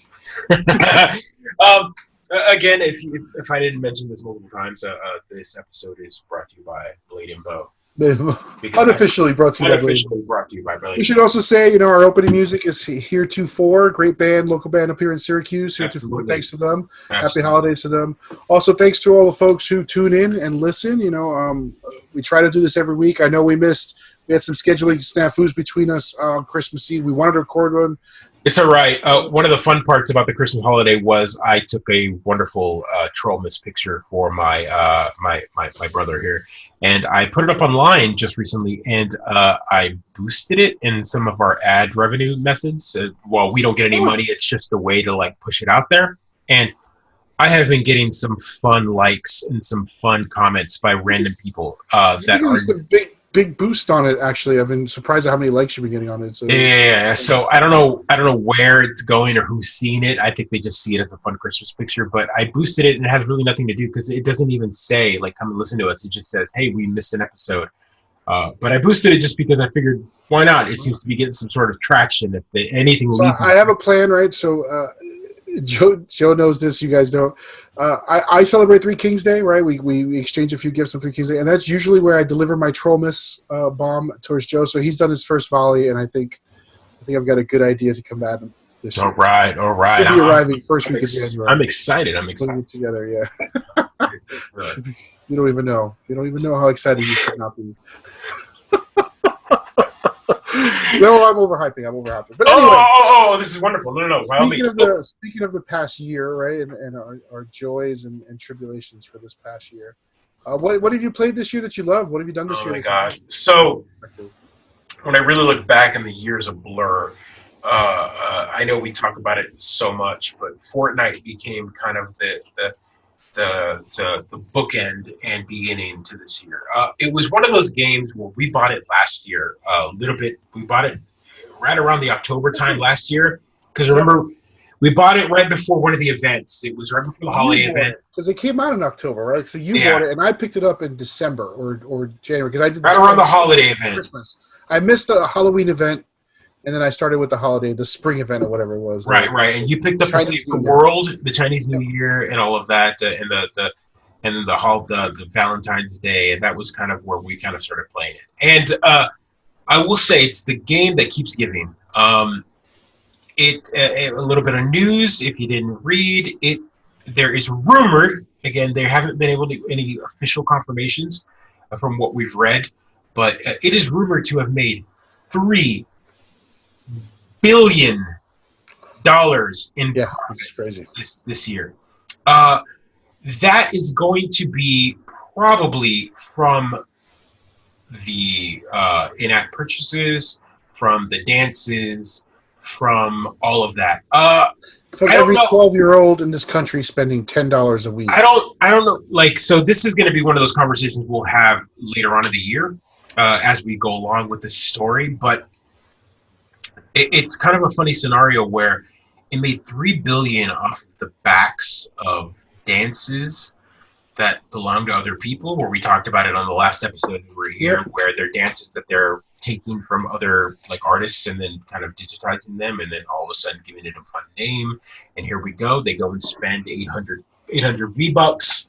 $1,000. Also, $10 seasonal battle passes, so they were legitimate things that they sold. Sure. But I mean, like a lot of it is like here's the popularity of all these emotes and stuff. So it's an interesting dynamic. Also, we can't forget this. One thing I didn't talk about in the Christmas segment on the earlier was during Christmas Eve at my parents, my sister got my oldest an amazing gift. And I got to touch on this because we're talking about Fortnite. Gave him a Fortnite hoodie, which he absolutely loved. And he profusely dabbed multiple times. I saw those pictures. Because he was like, oh, Fortnite. He started dabbing, doing multiple dabs. And I was like, oh, my God, right? But she got him this awesome gift. And I don't know if you saw this in the stores, if you did any, because you didn't do much physical shopping. And I think this is the most genius gift, and it's the gift that has kept on giving for him. It is a piñata, a loot piñata, okay? Shaped in the llama. He broke it open, and inside of it was a bunch of loot pouches, little white pouches with the Fortnite logo. And you opened them up, and there were little plastic weapons, and little pickaxes, and little back blings. And eventually he got to one of them that was an action figure. And by the time he was completely opened, he had opened up basically a glorified G.I. Joe figure with like 20 different weapons and like a bunch of accessories. And all my kid wanted to do, like, so we put it all in a Ziploc bag for him, and he was like changing them out, like posing him and stuff. And I was like, this is really cool. Because it was a figure about the size of a G.I. Joe. I can't even remember which skin it was off the top of my head. It came with a little chart, a little piece of paper that said, here's all the bling that he could get. And the weapons, the little plastic weapons were like color-coded. So they told you if there were a legendary version or a blue. Oh my God. And I was like, you've branded my child. Gloriously genius. Yeah, I mean, when your lead marketing executive is the devil, it is genius to put something like that together. I mean, this is World of Warcraft collectible cards. This is evil Incarnate. Here's a loot llama that we sell. I hated everything about it and loved every moment of it. It was like everything about me. It just hit every. I hated it, and I loved it. I hate all of these cool looking toys that are for sale everywhere I go that are randomized. I can't exactly buy what one I want for the people I want to buy it for. And let me tell you why. And for one thing, the number of things that are opened up this year that she was okay with, but also disappointed by because it didn't have a girl. And if you buy those random toys, you wind up with a lot more, and we bought a few, and she got them. You wind up with a lot more boys. I bet that Fortnite llama toy only has one girl skin or two girl skins. And of course, I'd have to buy 100 of them to get the girl skin, right? And like it's just one of those things that I see and I hate that collecting aspect. I hate that random aspect for kids. I like it for me because I love gambling, right? But I hate it for my kids. I hate it, Joe. I know you loved it. I just no. Did you get any legendaries? Did you get that scar, bro? Did you get that scar? I did get a legendary scar in there, and I was like, I even made fun of it. My sister opened it up. I was like, "Ooh, look, legendary scar! Scar!" I was like, oh my god! I'm like, bro, can you dupe a scar? Can you dupe a scar? So yeah, again, I can see. Can you dupe a scar? Can you get a scar? Can you get a scar? You get a scar, bro? Can you build a scar? Because that's what happens, right? If you're not familiar, if you play Save the World, where you have the blueprint. Everyone thought the scar was the best weapon because the scar was a good weapon in Battle Royale. So he would get multiple randos, and all they join up, and then they just message him. You got a scar? Can you make a scar, bro? Especially since I had when I was using it, because I like to troll. Of course, it's the weapon. And then you do a little dance, and you drop it off the edge of the map, or you you drop it and pick it up real fast, and then you run away. Always good times. Always good times. Love it. Yeah, so that was one of the fun games. I will say that it is the game of 2018 without a doubt. I know that other... Yeah, the 2018 was the year of Fortnite, for sure. I don't know where Fortnite's going from here. I hope it still stays up. I have a lot of fun with it. $3 billion war chest, I imagine they're going to... They're going to try to crush other games before games get any traction. That's what I would do. Very few times in the whole gaming spectrum of news has there ever been a game that has been that popular and I like. I say that because I loathed League of Legends. Absolutely hated everything about it. The culture, the type of game, all of it. It looked fun to me in a way of like, ooh, multiple pretty colors and flashing lights, but everything about it was just... Oh, dude. I mean, like, think about it. I mean, it had role-playing-esque characters. Oh, loved it. While defending your map and map points and trying to conquer your enemy's map and map points. I wanted to play it so bad. This is my dream game. I love that game. And I played it and, you know, get good, noob. Why'd you pick that character? You suck, blah, blah, blah. And then you go to the forums and that is a hot mess. And it's one of those things. And then you find out their actual game company executives are hot messes. And you just write them off. I hope Epic doesn't go that way. With $3 billion, that can go to your head real fast. Oh my God, yeah. So that's what scares me about this story. It's $3 billion of failure money is what I see it as, because you can only you burn brightest before you go out, and I can't imagine them. Or it might fund a genius game. Or it might fund.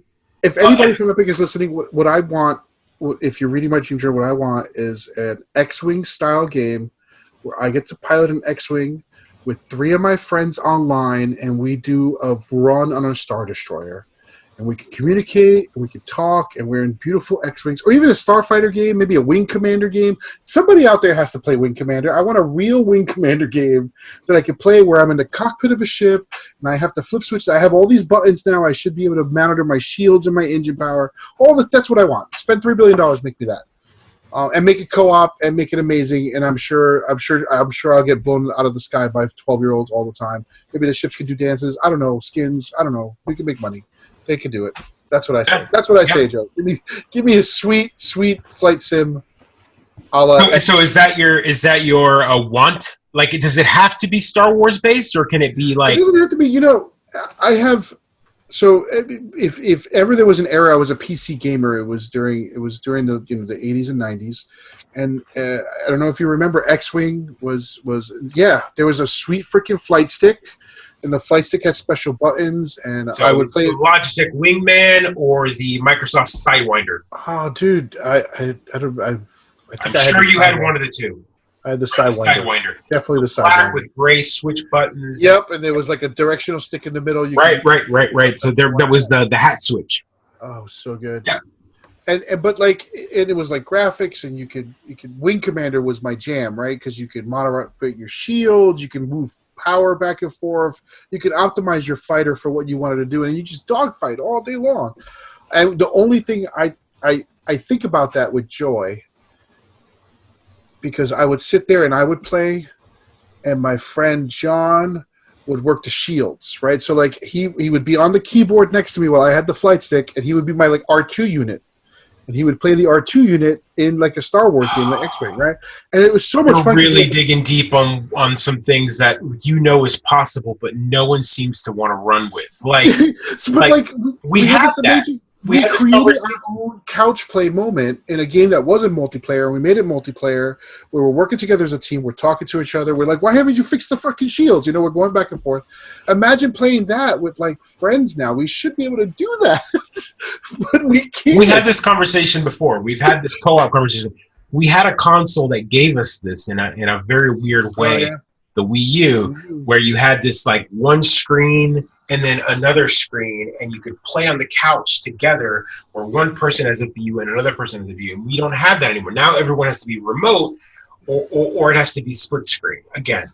Where here was Nintendo that really gave us something that no one really knew they wanted, and then once they released it, no one used it. They didn't really get it. They didn't do a good job of integrating. They didn't get it. Again, I'm trying to imagine like you, me, my brothers. Well, look, we're doing a run, and on the other side might be two of our other friends. They're playing the TIE Fighters, and now we're trash talking, and we have asymmetric victory conditions. There's so many things that can be done here. And I keep using Star Wars references. I'm sorry. Okay, it's okay, because how much fun did we have playing? What is it? Evolve. No. At your house, Star Trek. What's it called? Oh, Artemis. Artemis, thank you. How much fun did we have just showing up with the shittiest, and I'm going to put that capital S, shittiest of laptops. I brought my projector, and you put up a old a bed sheet over the window. I think I was running the main server off of my Windows Vista. Oh, good, dude! It was the worst, but it worked, and it's because graphics don't make the game, folks. No. Graphics don't make the game. So, for our viewers that care, Artemis was a spaceship simulator. And we say was because the creator has not abandoned it, but it has gone to his head. He moved on to other projects, but it's still there. It still functions. It's still updated. It actually got an update. I want to say like a year ago. And it's great, right? Like one player plays the captain, looks at the main screen. There's 6 other players. You've got comms and weapons and shield and engineering. All right, so let's break this down for the people that aren't listening. If you have ever fantasized about commanding your own enterprise in any way, shape, or form, Artemis is the way to do it. Artemis is the way to do it. This is pre, and I say that with multiple pre's to Star Trek Bridge Crew, which is now a VR game, which again is the ultimate wet dream of any Star Trek fan. Because we have played it together at PAX. But you need so like I love Star Trek Ultimate VR, right? But you need 4 VR sets. So the simplest, cheapest setup. The cheapest setup is 4 plus players with $200 PlayStation 4s, and then $200 PSVR headsets. So a $400 buy-in, including the TV that they're playing, per player, and the internet, and the online play, the $30 for PlayStation Plus. That's the cheapest way. Artemis is $40, and I don't care what laptop you're using, it works. It'll run it. And what's great is it exists on iPad and iPhone, and it connects to the PC server. Which is crazy. So Artemis is great, and again, this is sort of those like couch play games you can play in the same room. They were awesome. I don't know why. I mean, I don't know why the designer of this game never. I mean, I get it. He wanted to focus on local area networks and LAN play, but like, why couldn't you play it online? I know there was some modders that went out. So there's mods, so you can run. It's not hard to do actually, and we might actually have to set up and do that one day. We might have to do that. What I want to do is I want a crew here, and I want you to have a crew there, and we'll play 2 ships. Oh, navigating across space. That's what we need to do. Across space. Yeah. So to touch base on people that haven't played this, Artemis is Star Trek. Mm-hmm. One person plays the captain, and then other person will play comms, and other person will play the helm, which is moving the ship. Is moving the ship, and then one will play engineering. Yep. And there's even there's weapons. So and then there's the science station for intelligence. And so 5 different stations, give or take, and then you can have the server, and the server will project on the screen, which is, if you're playing it local, it's 5 people with their laptops or iPads or whatever open, and all they see is their role. And their role, they got like the HUD of their helm. So the HUD of their helm, and the server will just be on the screen that you're connected to, and that will be the heads-up display, the big screen that you saw on Enterprise. Main screen. Put it on the main screen. Main screen. That is the server, and so all you can see is that, and then your little HUD screen when you're local, and so. Every screen was intuitive in its own way. So, for example, my favorite was playing engineering, which was controlling how much power went to the various systems, and you're just like min-maxing certain things. Like if you give everything to impulse, you were very fast, but then when it came down to combat, you didn't have good shields and you didn't have good weapons. So it was all about distributing points. And then science could research and do things by like upgrading certain things. And then they also figure out what phaser frequency you want to use on enemy shield. Right. And also communications would whatever language they use, they could whatever they could translate. Or if I remember correctly, you could. Or they could send messages to the enemies to get them to surrender. They could also tell star bases to produce certain weapons, and also beforehand. Because if you didn't have a communications.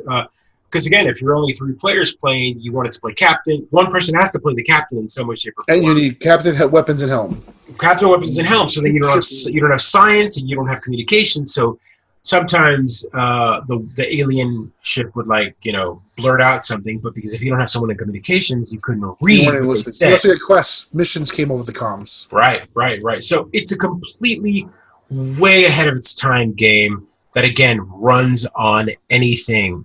Like, I can't emphasize that enough. I've run it off my iPhone 6 or iPhone 5 way back when. Oh, way old game. Because the recent update, you can launch fighters. So you can launch fighters and actually pilot a fighter plane off of your iPhone. Right, and so what was great is the game evolved a little bit where you could play as Star Trek or Battlestar Galactica. Yeah. At one point, you could play like the big battles. You were essentially a giant ship, a slow-moving ship like the Galactica, and you can fire off fighters. And the fighters were individual players, if I'm not mistaken. Mm-hmm. Yep. And so that made it... you could do flyer up to 3 fighters. And in fact, if we played a game where the fighters can play cards. There's an in-game card game. No way. That's new. You're playing blackjack in the corner because you're waiting to be launched because you're not doing anything else.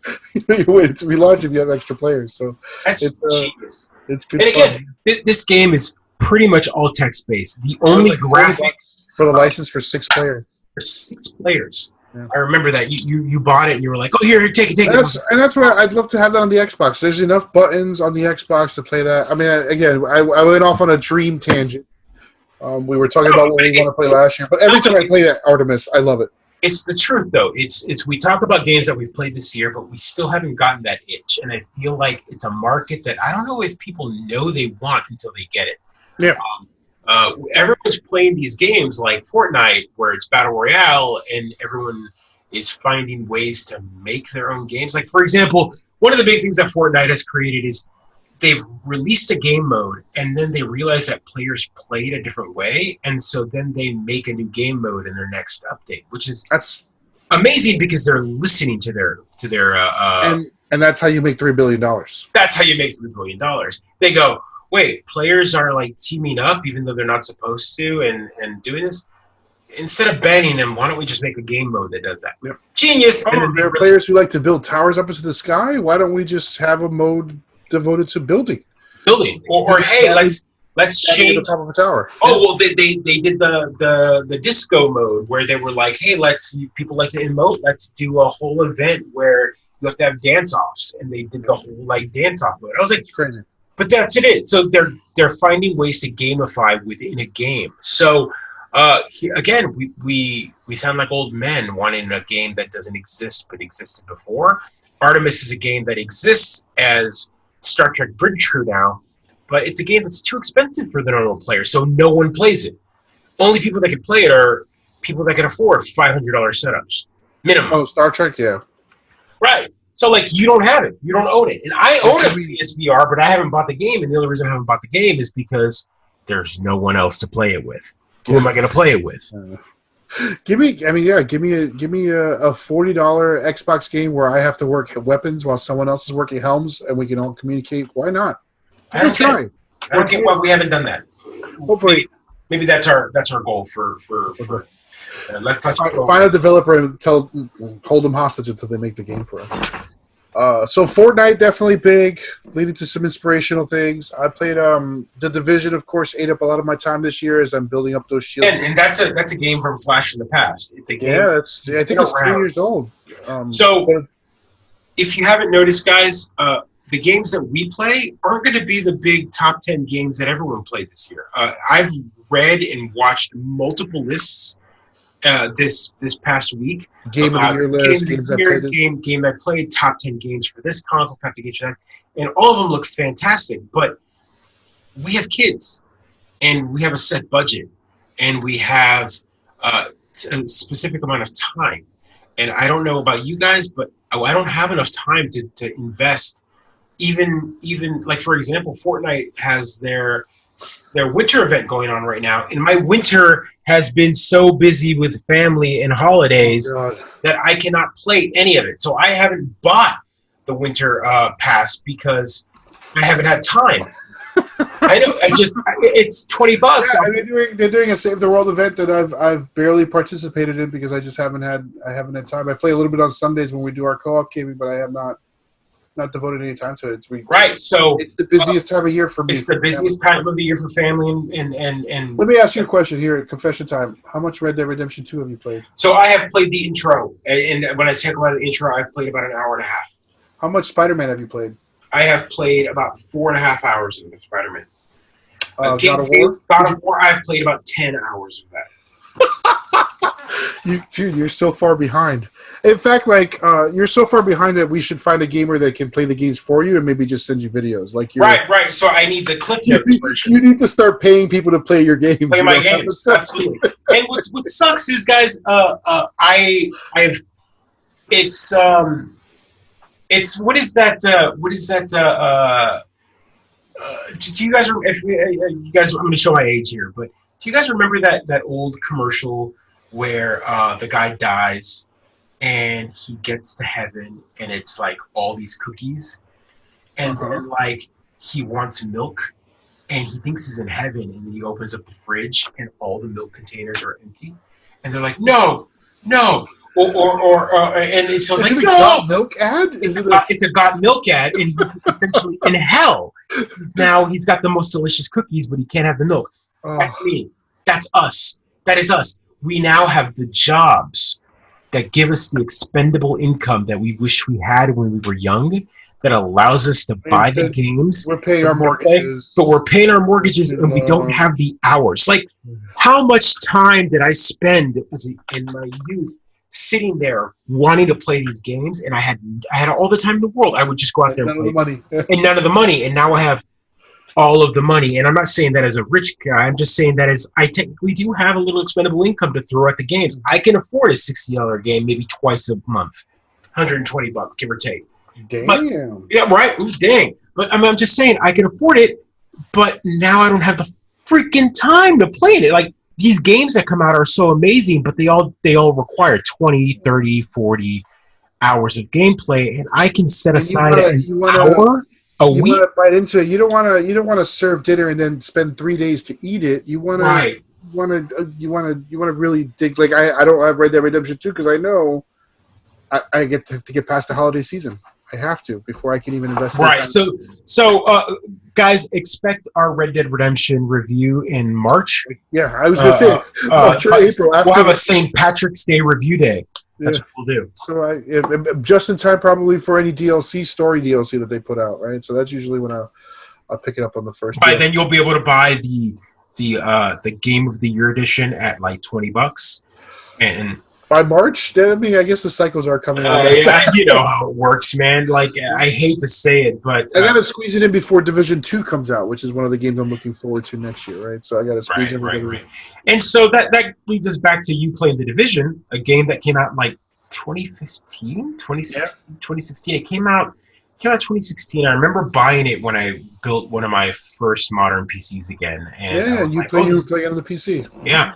And it looked beautiful. So, yeah, and it's one of those games. I think they did a good job this year of sort of revitalizing interest and getting squads together. Like our Sunday group has sort of broken up and gone to play different things. Fortnite. We should really commend developers for this. I can't emphasize enough where here's a development team where they could have abandoned it altogether. They could have said, the last patch came out in end of 2016. Have fun. Moved on to 2017. Comes out 2019.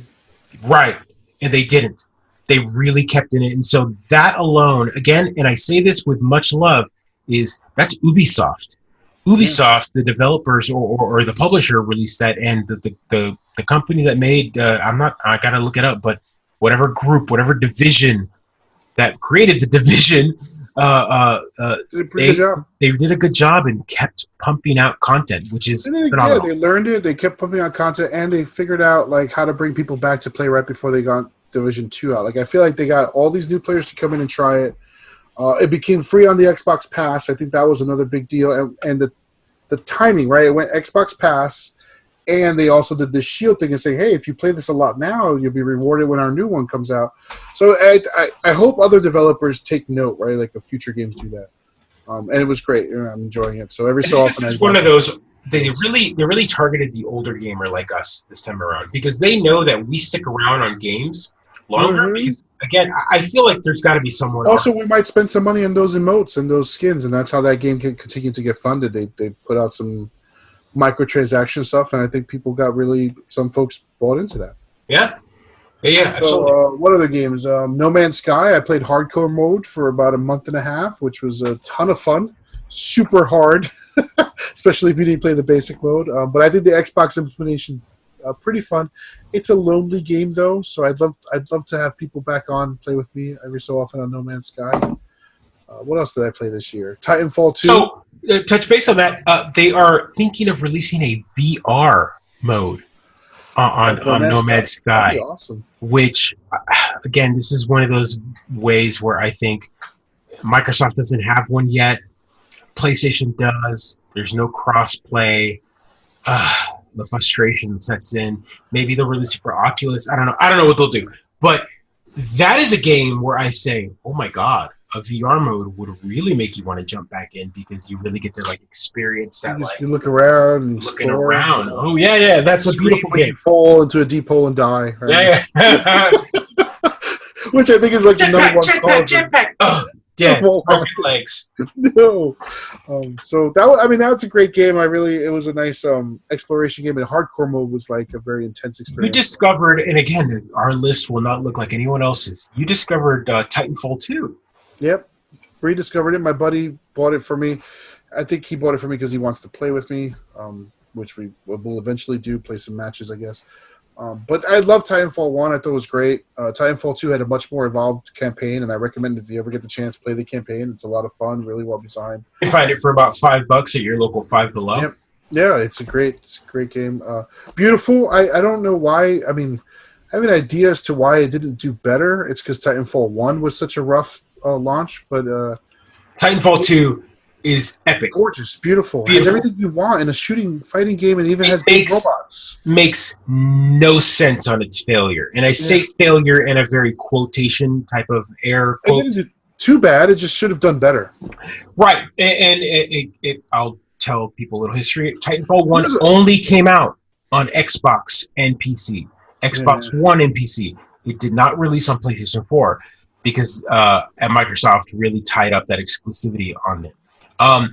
Titanfall 2 was almost guaranteed to be gangbusters because here's a game that everyone wanted to play, but now it doesn't have the console exclusivity. And they released it, and it was like crickets. I don't know what happened. It came out in like October or November, right? Like last year. Just in the right season for it to come out. I don't know what happened to it. I don't know what happened. Maybe their servers were broken when people started to play multiplayer games. I don't know. It was great. It's a very smooth game, solid, fast, awesome. I don't know what happened to it. And then what else? I like the Chivo hunt, as you know, Joe, right? Yeah, I know, and I commend you on that because when you commit to a game, you jump. Oh my God! I jump in. So, Titanfall 2 came out October 28th, 2016. Oh, all right. So a long time ago. This is. I'm 2 years late to the party. Yeah, you're 2 years late to the party. But you only jumped on it because it's been on sale. It's complete. There's no need for downloading anything else. You just get the complete. And of course, nobody's playing it. I mean, there are some people playing it. I saw a multiplayer game I could have joined, but I just didn't. According to the wiki, it says it was nominated for multiple year-end accolades, including Game of the Year and Best Shooter awards by several gaming publications. Respawn continued to support the game after its release, providing several updates and free downloadable content. Yeah. So maybe it did great. It just never picked up speed. Yeah, I don't know what to say. Like Respawn is a I recommend everyone should pick it up. It's $5. Great game to play. Yeah. And then what else did I play? Assassin's Creed. So not the new ones, right? Those are on my list. I haven't picked them up yet, but I don't know if you know those 2.5 ones. Okay, so the India, Russia, China. India, Russia, and China. Those are fantastic. They're beautiful looking too. So they're solid like platformers in that vein of like Prince of Persia kind of style back in the day. Yeah. Once I got used to that aspect, I loved them, and my mission was to 100%. I think they gave away one of them for free. Maybe they gave away Russia as an Xbox Games for Gold in February or March or something like that. And then I 100%ed all of them. Like I went and picked them all up. All three of them went there and just dug out every single achievement that I could get from them. So that was my 3,000 points for the year, I guess, is what I should go for. And then a game that surprised me this year was Super Hot. You play the Xbox version of it? Yeah. So that's funny because you picked again. You played it as a Xbox game. Yep. And you played it as VR. So you're missing out on a huge aspect of that game. Which I was pleasantly surprised at how much fun it was, even without the VR. Though. Yeah, no, it is. It's a fantastic game. So if you're not familiar with what is it, Super Red Hot? Super Hot. Super Hot. The purpose of this game is time only moves when you move. Mm-hmm. So, for example, you're controlling a character, and so whenever you stop moving the character, you basically stop the controller, everything stops, everything's frozen. So you'll have enemies that shoot their gun, and the bullet will come out of the gun and then stop. And then you stop movement, and the bullet stops. So in midair. So the purpose of the game is to dodge the bullet so you can move out of the way, and the bullet starts moving again as you're moving. Yep. So the idea here is you're kind of doing a Matrix-y style, like, battles. And everything dies in one hit, which creates these neat sort of moments, right? Like everything shatters? Yeah, so you might pick up a gun that only has 2 bullets, so you can shoot one guy, dodge the bullet from the other guy, shoot him, and then throw your gun at a third guy, and then rush him and beat him up. So like it became this sort of interesting puzzle aspect, and by the end I felt like a real champ. Like there's this one moment where you're in an elevator and there are 3 guards with you, close range, and I just kept replaying it until I got it just right, where I got all 3 guys and the 2 guys when the door opens, right? So you just sort of memorize the maps.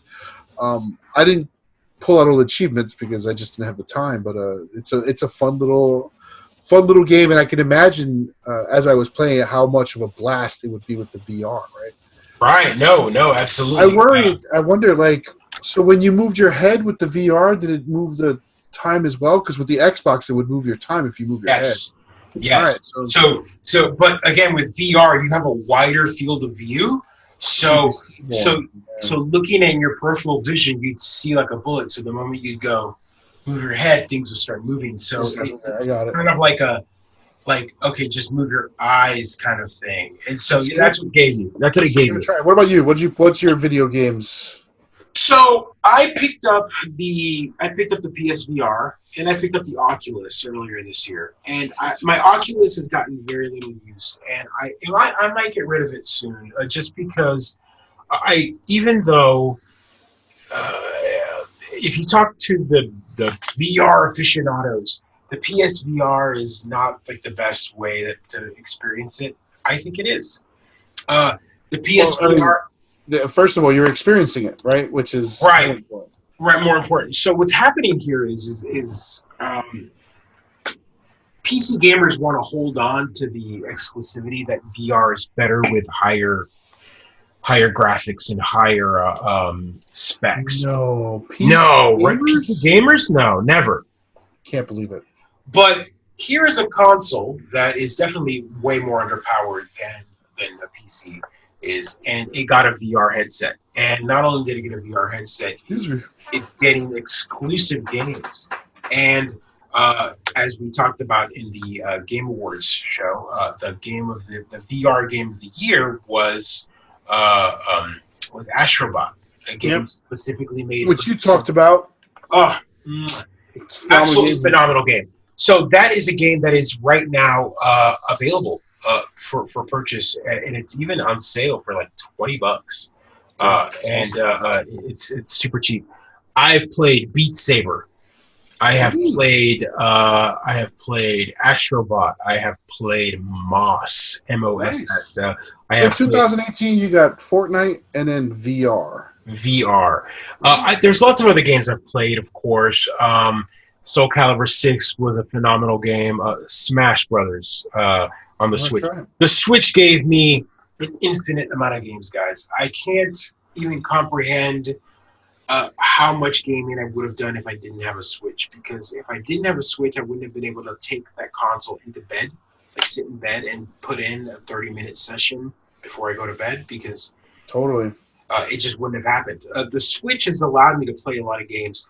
I picked up a couple games that I hadn't played before. Like, I have played Skyrim, but I rebought it, and I started playing Skyrim on the Switch again because it was on sale. We're going to get you on Fallout. We're going to get you playing Fallout 4 soon. Yeah. We're going to Fallout, and I know Fallout 4 is going to end up on the Switch at some point in time. Everything ends up on the Switch eventually. Everything's going to end up on the Switch, and I can't imagine them not releasing on there. I played a lot of Switch games. You name the independent game, and I've played it on there. I played The Messenger. The Messenger was one of my favorite games that I played, and if you aren't familiar with it, it is a Ninja Gaiden-esque. If you remember Ninja Gaiden on the NES, think of that remade in modern gaming. It's a fantastic, beautiful game to play. I played Dead Cells. I played Celeste. That was one of my favorites. I just picked up Dead Cells, and Celeste is on my to-buy list for January. So. Yeah, it is included in Game Pass right now. If you wanted to jump on that, so Celeste is? I think Celeste got moved over to Game Pass. So in January, sometime soon. I think it's January Xbox Gold because this month is something else. I remember the games. It's something. Yeah, it's the Xbox Gold, but I think it's on Game Pass. Oh yeah, I don't have a Game Pass. Yeah. So you don't have the Game Pass, but the Game Pass. So here's the example of me being a stern, silly adult. Right. So Game Pass is like $11, $12 a month. Aggregate that over a year, $144. That's 2 games, which is about what I would play a year. If I bought 2 games, right? So I'm like, do I need access to 70 million games that I won't play, or do I want 2 games I really want to play, right? So this year didn't work out that I even bought 2 games. I think I bought 1 game for myself all year, but I just can't get the Game Pass just yet. Like I just can't justify the subscription if I'm not going to play all the games anyway. If R was older, like if she was like 10 and she played video games, it'd be a no-brainer, right? Like just play all these games and stop asking. She's getting there, bro. Especially since you introduced her to, like we said earlier, Star Wars.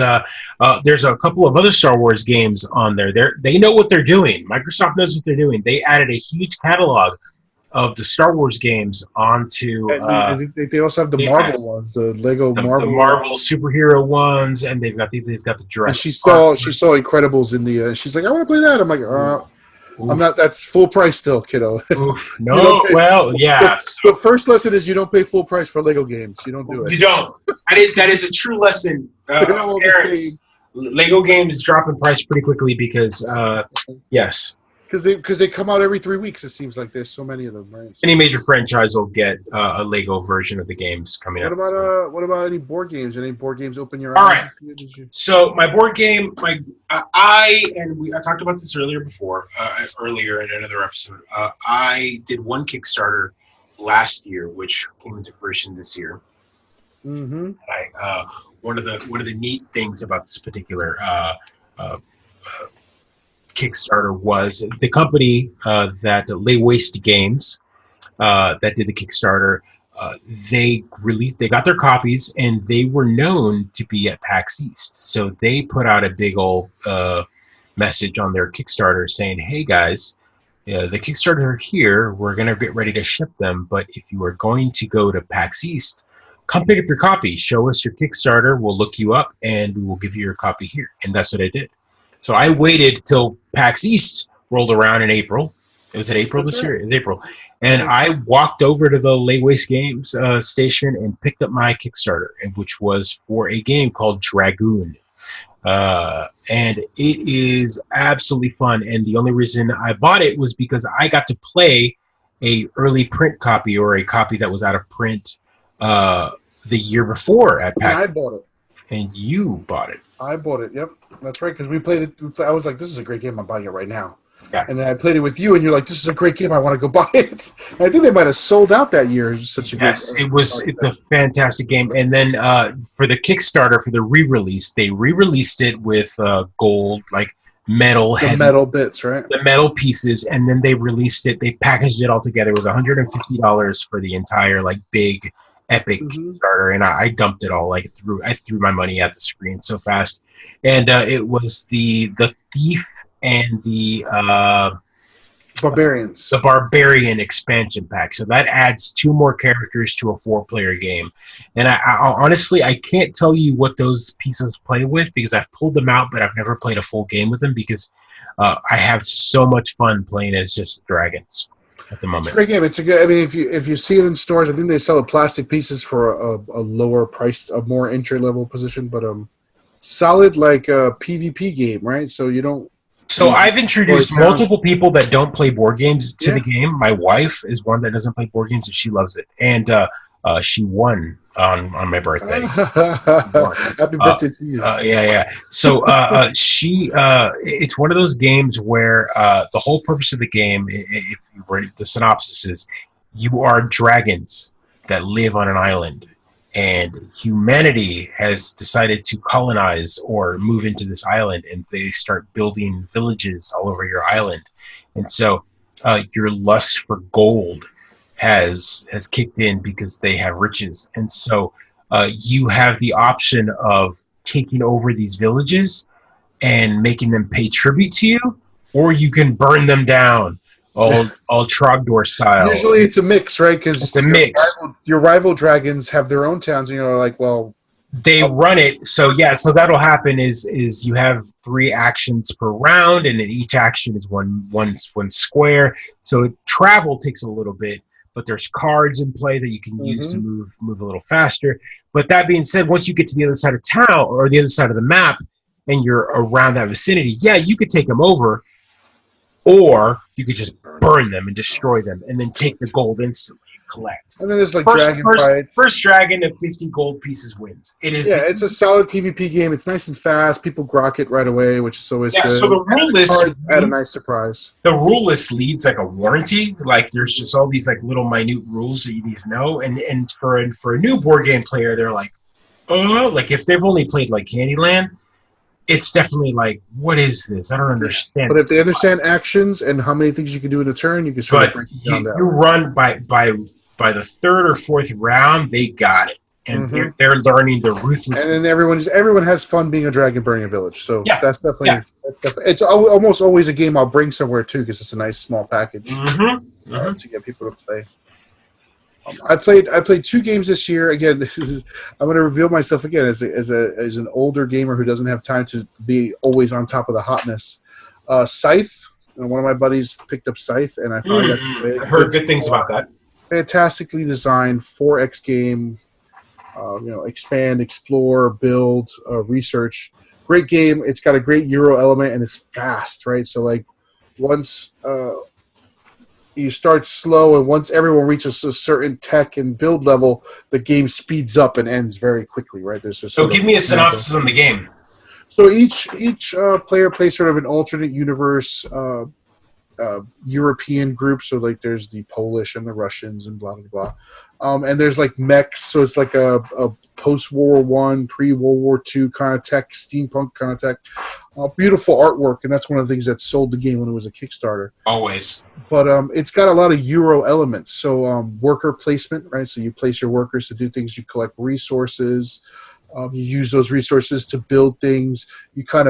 And all of these mechanics come together to get you to get as many victory points as possible. And you can score these things. There's like 15 different ways to score victory points, and you have 6 stars. And once a player has 6 stars on these victory point tablets, the game ends.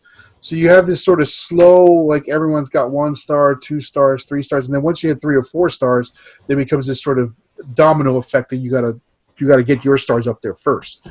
And there's a bunch of different ways you can earn stars. You can biggest population, most resources, whatever. All the robots are in play. You've won 2 battles because there's also fighting. So there's a lot of different. It's one of those games that has a lot of different levers. So when you sit down, you're like, oh my god, there's so much to absorb. But by the 3rd round, if you're at least familiar with games, you can get to the game and be like, okay, I understand why I lost. Which I think is really important because your second game, you know how to win, right? So my first game, I was like, wow, I now understand why I lost. And now every time I play it, I try to build that engine to win the game. Solid, beautiful, and it's fast. That's the most important part for me. A lot of these 4X games like Twilight Imperium or Eclipse are 3, 4, 5 hour games. Sometimes a whole weekend when it comes to Twilight Imperium. This game's like an hour, 2 hours for 4 players, right? You can get it played super fast, which is great. All right, so Scythe looks like a good pickup. I should look at. Yeah, it's on my Christmas list as well. Looks like it's 4 stars. Give it an 8.3 rating on Board Game Geek. Yeah, which is great. Familiar with that website. And if you like Euro style worker placement, resource management games with the 4X element on top of it, to sort of expand and explore, and beautiful artwork all the way through. Like it's thick with theme, right? The theme is all interconnected. Right. It's great. And I also played my buddy Jordan brought this game Mysterium over, which I had never heard of. I guess it was hotness. It was the Board Game Geek hotness for a while. This is a cooperative game where the players, or all of the players except one, are playing psychics doing a seance.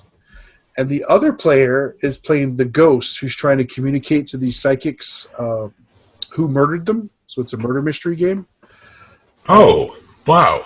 But the ghost... Mysterium, right? Mysterium, yeah.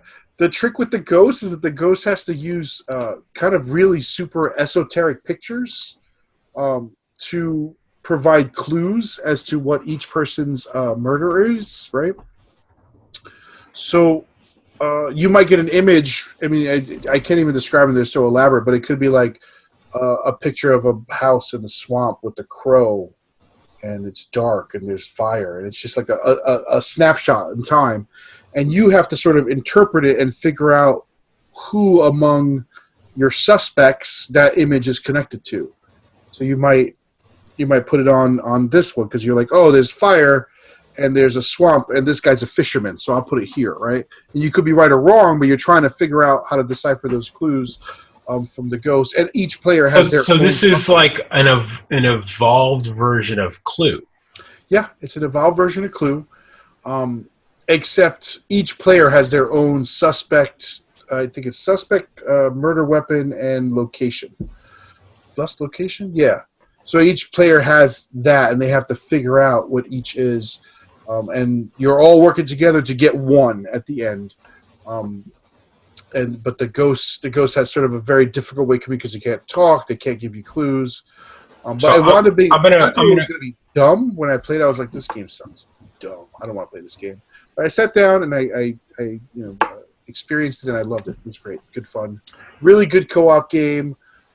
Solid mechanics, and once I sort of understood what was going on, the only challenge, the biggest challenge is that if you don't know these people you're playing with as good friends, trying to give them images that let you think the way they're thinking, right? So you're trying to think the way they would think, becomes a real challenge, right? So like, if I gave you an image of a gun, you might interpret that very differently than the way I'm thinking about it. I'm like, oh, the gun is obviously connected to the police officer, but you might be like, oh, it's the metalsmith, right? So like it becomes this sort of weird thing where you're trying to figure that out. But again, you're trying to outsmart, you're trying to think like your friends, which is always a fun experience where I'm like, Jordan, why would you think that card would mean this for me? You know, you get upset. You're like, what the fuck?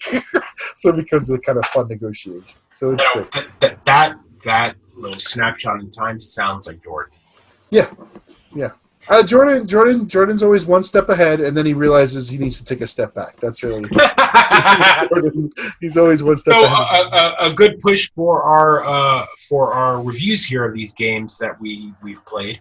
Mysterium, a psychic clue game, is available on iOS as well. There's a digital version of the game on iPad. And it looks to be 4 stars and number 31 on board game section. So if you haven't noticed, it was the hotness, yeah. It was the hotness, but it looks like iOS, the iTunes App Store, and again, I'm not trying to segregate Android users, but the iOS store is a little more involved on the way they kind of segregate things.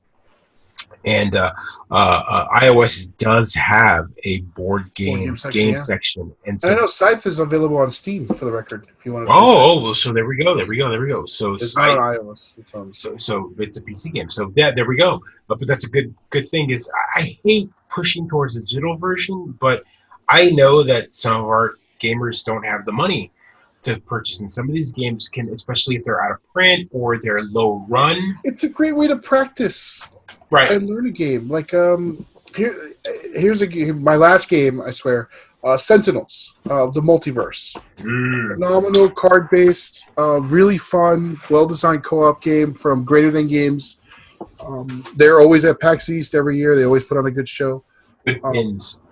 I think they've said that they kickstarted it and they launched their final expansion. Right, they destroyed the multiverse. In their canon in the story, with the Obliterator or whatever it's called, Obsidian, whatever. Is this a new thing? Yeah. This came out. This got launched. I have it now. Oblivion. That's what it is. It's like you're bringing this to PAX East, right? I have to figure out how because it's a huge box. My God! When I say it's a huge box, it's like a suitcase. It's a whole suitcase. Yeah. So if you're not familiar, this game has been out for a while, and the games are. Each character is a small deck of cards, and so there are now like 50 plus characters, give or take, and multiple multiverse versions. Maybe like 30 different heroes, and each hero has like 2 or 3 multiverse versions of it. So you got like Legacy is their Superman analog, so you've got Superman, but you also have Superman's daughter, right? So, and you also have Superman's dad, right? Legacy is a character that has a whole family of characters, and they all play differently from each other. And then you have alternate universe Legacy, and of course they play with comic book tropes. You have Iron Legacy, who's the villain you have to fight, right? So there's like a whole bunch of different ways you can play. But the best analogy I can give this, folks, is if you're a DC fan or even a Marvel fan. This would just be like alternate universe versions of these Yep. characters. So if you had like Spider-Man, Spider-Man is These a are all character, multiverse. and then there's the Spider-Man multiverse, which is again it's recent and canon right now. Different versions of that Spider-Man. What if he was this, or what if he was that? And so they create these characters as character packs or players. And it's the same deck. That's the clever part for me, and this is the part that I loved about it, is that you're playing Legacy's deck, and Legacy has a certain style with this particular hero card. But there's conditions for the hero. Yeah. The hero card gives you these conditions of like when the power. Different power. Yeah, it's great. Power. So this Oblivion X pack is kind of like I don't want to say a Thanos X pack, but it's kind of like it's a world-ending moment, right? So there's this entity from beyond the stars has come to destroy the universe, and now you can play with all of the heroes.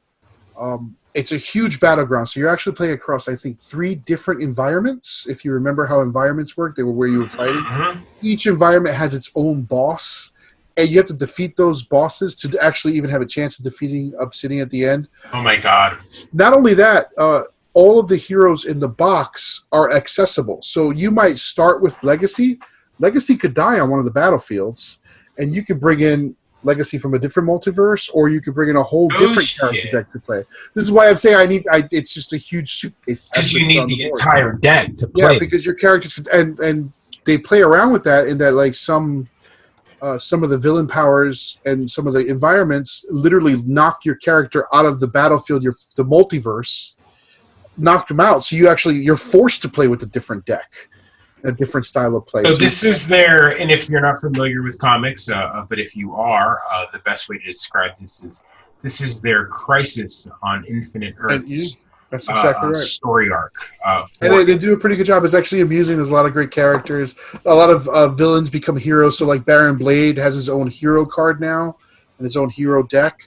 Oh, dude, you want to play this? I want to play this. I might just bring the heroes, and we might not have to be. Again, this is like. I started to set it up, and I have a big setup in my nerd bunker. I've got a nice 3x6 table I can set up games on. It takes up like the whole table, dude. It's enormous, and this is like their end all be end expansion. I have to figure out how to bring it. We almost needed a second card. It's so many cards. So and then like we're gonna put it down in the packs and people. I remember playing a fun instance with you. There was a villain that we played called the Matriarch. It was our fastest game ever, right? The fastest game ever. So she is a character that I can't even remember the details. If you might want to fill this in, but all villains or the majority of villains have they start one way, and when you get them to a certain hit point, they flip. And when they flip, they go kind of into rage mode. Rage mode, rampage mode, last desperation. And when they go into rage mode, they're a lot more popular, or a lot more powerful. And the best way to describe it. And the Matriarch was one of those characters where she controls like birds, and she's like and then like when she flips, it was like death, instant death. We just didn't time it right. So like we had never played her before. So when Matriarch's conceit is that when she plays a bird card, she immediately plays the next card in her deck. So she can wind up playing 10 bird cards in a row. Right. And then when she flips, every time one of her birds dies, she heals. So we wound up like resetting the map, but not our own life. Like we wound up. So you're like, all your characters are like, and she's like, all right, I'm going to go again. You're like, no. So there's a specific order, like as opposed to attacking her birds, but you can't not attack her birds because they keep digging at you. So there's like ways to interact. It's again, you figure out those strategies. And I mentioned Sentinels because I have the iPad app version, which is one of the best card game implementations ever, because it's so easy to play on the iPad. I wind up setting up the whole game, and they were supposed to come out this year, but they might have been delayed. They're releasing the final Oblivion DLC on the app as well, so I'm waiting for that because I'm like, do I really want to set up a huge table if I could just play on the app and do it real quick and make sure everyone plays it? So they've gotten it where you're multiplayer, right? Yeah, you can play multiplayer. You can do pass and play, which is fun, or you 3 or 4 iPads you play around the table. It's not the same if you're all in the same room. I know. As a board game player, that's like blasphemous, right? Yeah. But let's be honest. The sad. iPad has changed the way board games work for certain of these games because let's be honest here. Some of these board games that we all love that we own have gone out of print. They were never picked up by big companies, and they're impossible to find. A good example is one game that has now finally been picked up again and reprinted, but one for a long time that you couldn't pick up was Suro. Oh, yeah. Suro you couldn't pick up anywhere for a long time, and when you look for it on Amazon or whatever, it was like $70, $80, $100. It's sold out, and the nerds are like, oh, money. And this is a game that you played with R for a while, and she loves playing. And if you're not familiar with it, it's a board game night staple. You have to play it. Yeah, it's a game where you've got a quadrant, like a multi-quadrant like map, and you play as you play as a dragon, right? Dragons in the sky. Yep. Dragons in the sky, and they're Japanese style dragons where they just kind of like fly, and you're trying to. What is it? So you each start on the edges of the map. Edges of the map, and you play tiles that push you in a certain direction. So everything's like a wind current, right? Yeah. So you wind up following these wind currents, and eventually the map is going to be filled with all these currents, and you're either going to hit a current because your tile is going to be placed next to another tile that's already a current, and you might get launched off the board, or you might get launched into another dragon. Right. So it's right. So it's currents, and they've got little arrows, and so your dragon rides it, and so when you put a tile down, it then goes and follows that. And then eventually, like you said, you run into another tile, and if you run into their current, you're going to follow the path that they've created. And it might send you right off the board. So the purpose of the game is the last dragon. The last dragon on it. It's a beautiful game. And R loves it. We talked about it, I want to say, like a week ago or 2 weeks ago. Right, we did. Yeah, it's a fantastic game. Pick it up. I've seen it on Amazon now that it's been reprinted multiple times. For about $25, give or take, up to $30. It's worth it. I recommend Suro. I like Suro. There's a red box and a blue box. I like Suro, the red box. The blue box adds a couple more rules. Right. So the blue box, and we've played the blue box multiple times as well, and we like it. We like it for different reasons. Yeah. Dragons are the villains on the board. Right, and you're a ship trying to navigate the water. You're a ship on the water, and so you're trying to avoid the dragons and stay on the water. So the dragons add a whole new concept of here's a villain on here that causes turmoil on the map, and so it's another layer where they have to move around and things like that. And right. One of the charms of Suro is that. I love R. I love it to death, but sometimes I want the board game to only be 8 minutes. I don't want. Right, Suro's very fast. Suro, you can set up play. I mean, you can almost set you might announce dinner's in 10 minutes, and that's when R's like, oh, I want to play a game. And then she also probably sets up the map to fail on purpose. She's like, yay, right off the map. And if I have a sort of policy in this house, and don't tell R, but. If she comes to me with the board game and says, Daddy, I want to play a board game, I pretty much drop everything I'm doing to play the board game. Right? So, I don't know if she's figured it out yet, but, and Suro is one of those great ones where I'm like, okay, I only have to drop it for 5-10 minutes. So. Right. No, absolutely. That's a great concept. And, again, it's daddy-daughter time. And anything you get time with the kiddo is absolutely. Well, one of the games we do play is Dungeon, which, if everyone remembers, is an old D&D game. Dungeon exploration. When it's $14. That game takes a long time, and she also loves it, right? So it's sort of but that's a good game to pick up for an intro into D&D. It has nothing to do with D&D. But it gives you that that taste. It gives you of dungeon exploration and fighting monsters and getting treasures. So it's a looter, right? You definitely fight monsters and do treasures and things like that. But it doesn't have any of the mechanics of the D&D. It's distilled D&D, I think. It's distilled, yeah. And then Castle Panic, which is another great game. Those are our 3 tabletop games that we hit all the time for kids. One game that I play that I keep forgetting to mention that I finally bought my own copy this year. Was The Captain is Dead. Yay. Oh, that game. That is that game holds a special dear place in my heart because it's one of those games that Mr. Pedro kickstarted. And when he plopped that game in front of me, I knew right then and there that this was it. This is board games were something that I had been missing in my gaming life. And it also sealed the deal for Friends for Life, right? Dude, yeah, totally, man. Like it was one of those games that you're like you bust it out. You're like, you have a game that does all of this. So we talked about Artemis earlier. This is a board game version of a Star Trek style game when it's going all wrong. When it's all going all wrong. So if you remember that one episode, when I say one episode, which is multiple episodes, but the episode of Star Trek where either everything has gone to shit and they're all about to die, that's what this board game is about. The purpose of the game is called Captain is Dead is because the captain is dead. The captain is dead, and so all that's left on the ship is whatever characters you ended up picking. And so it could be like communications and number 2 the hologram. You know, if you want to talk about Voyager, it would be like if the hologram stayed alive, and that's all. It was totally an episode. It's totally an episode where the hologram is just it. And so the win conditions are you've got these characters that are underpowered and don't know how to use certain stations, but then you have to teach them to use it by having certain cards. So like grouping skills so like that. So it's a co-op game.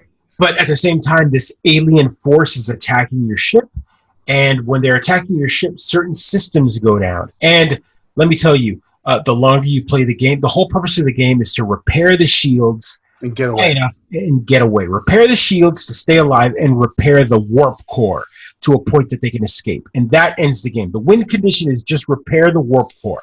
But at the same time, you've got a barrage of think of like a Klingon warship, a warbird, just sitting there and torpedoing you constantly.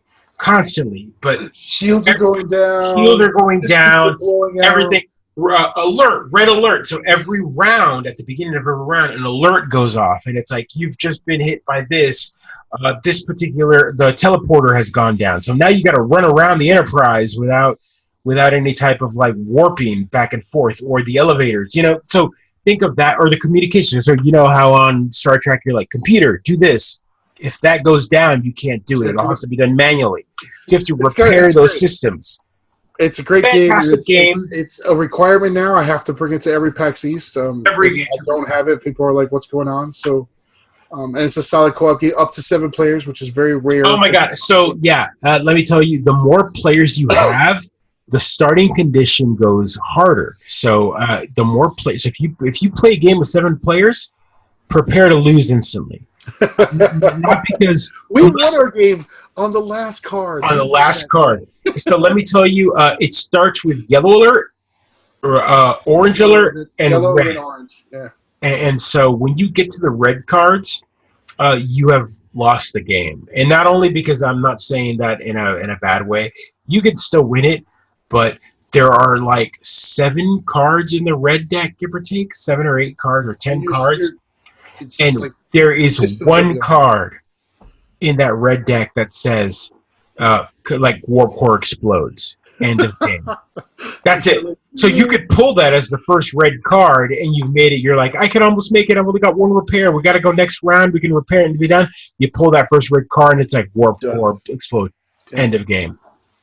And so there's a lot of ways to mitigate that, but it's one of those great co-op games that you feel the tension.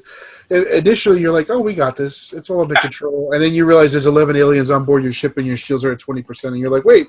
Another condition of that game is if there's an alien in the room with you, you can't use any of the stations. Yep. So the aliens don't, how do I best describe this? The aliens aren't hostile. Like they don't attack you. There's no HP. No one has any life. It's just a matter of if the alien is in the room with you, they kind of like, they're an annoyance. They're like, hey, they're poking you. or the best way to, if you want to be more dramatic, it's like if they warp in and they've got weapons on you. And they're just holding you hostage. You need to deal with them first. So that means that someone needs to either blast them all away from the weapon station or the sentinel, the sentient, there's a gun station. Sentry gun, yeah. Sentry gun. Anywho, It's a fantastic game. Pick it up. It goes for about $30 bucks, give or take, and it's been reprinted multiple times now. The company that reprints it now bought the game from the original makers. So the game that we play with Pedro at PAX is the first run, and it's a little different in artwork, but the game is still the same. Yep. So pick it up. It's a great game, solid. We'll just approach the next hour mark. Are we? We're about to hit the.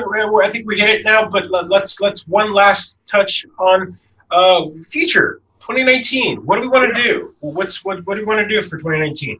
So for me, for 2019, I mean, obviously Division 2 is there, right? That's my big game if Red Dead Redemption 2 doesn't come in play. And then, like, if I want to do, like, overall nerd resolutions, right, I want to establish a weekly board gaming night, right? I have a weekly D&D night, but I'd like a weekly board gaming night to play these board games, right, that we talked so much about and we love. And then a Twitch night. Like, I gotta get on Twitch. I want to do some Twitch channel hijinks.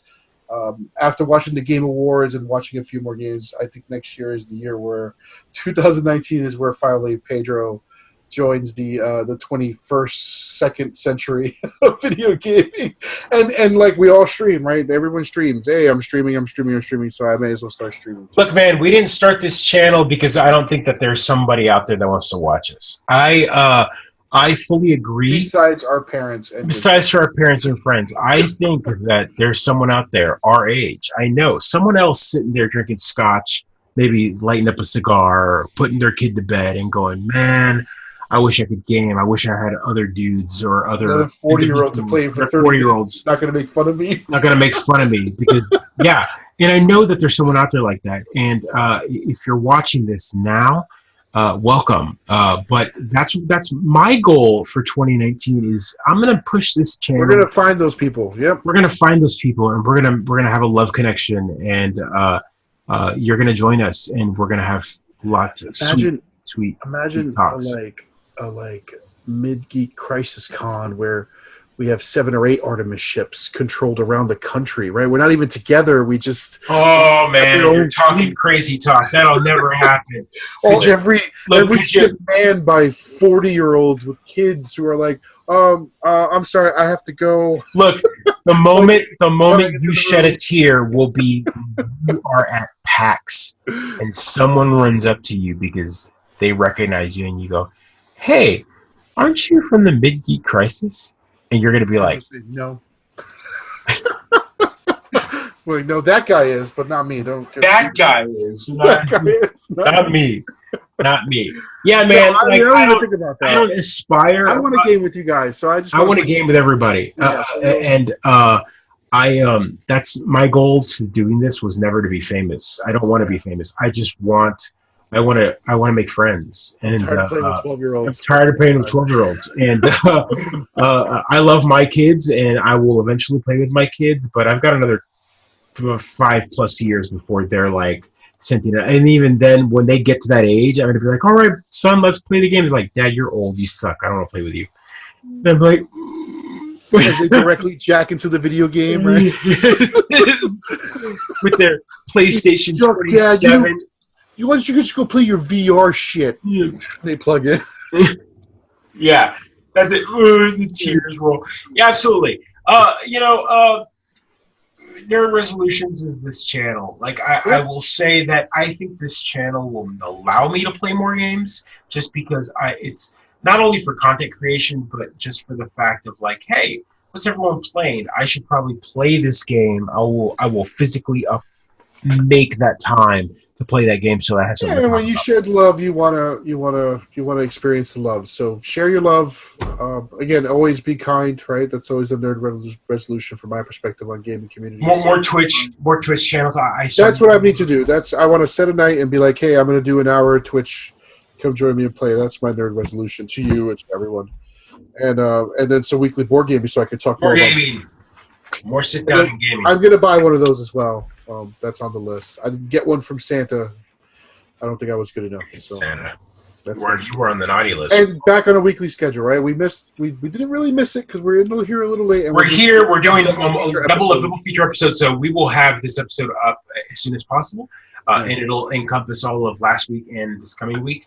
And then we haven't talked about, but I don't know that we're going to. We can't record one this Monday coming up because no. So this episode is going to take care of that, and take care of two episodes. Yeah. 2 birds, 1 stone.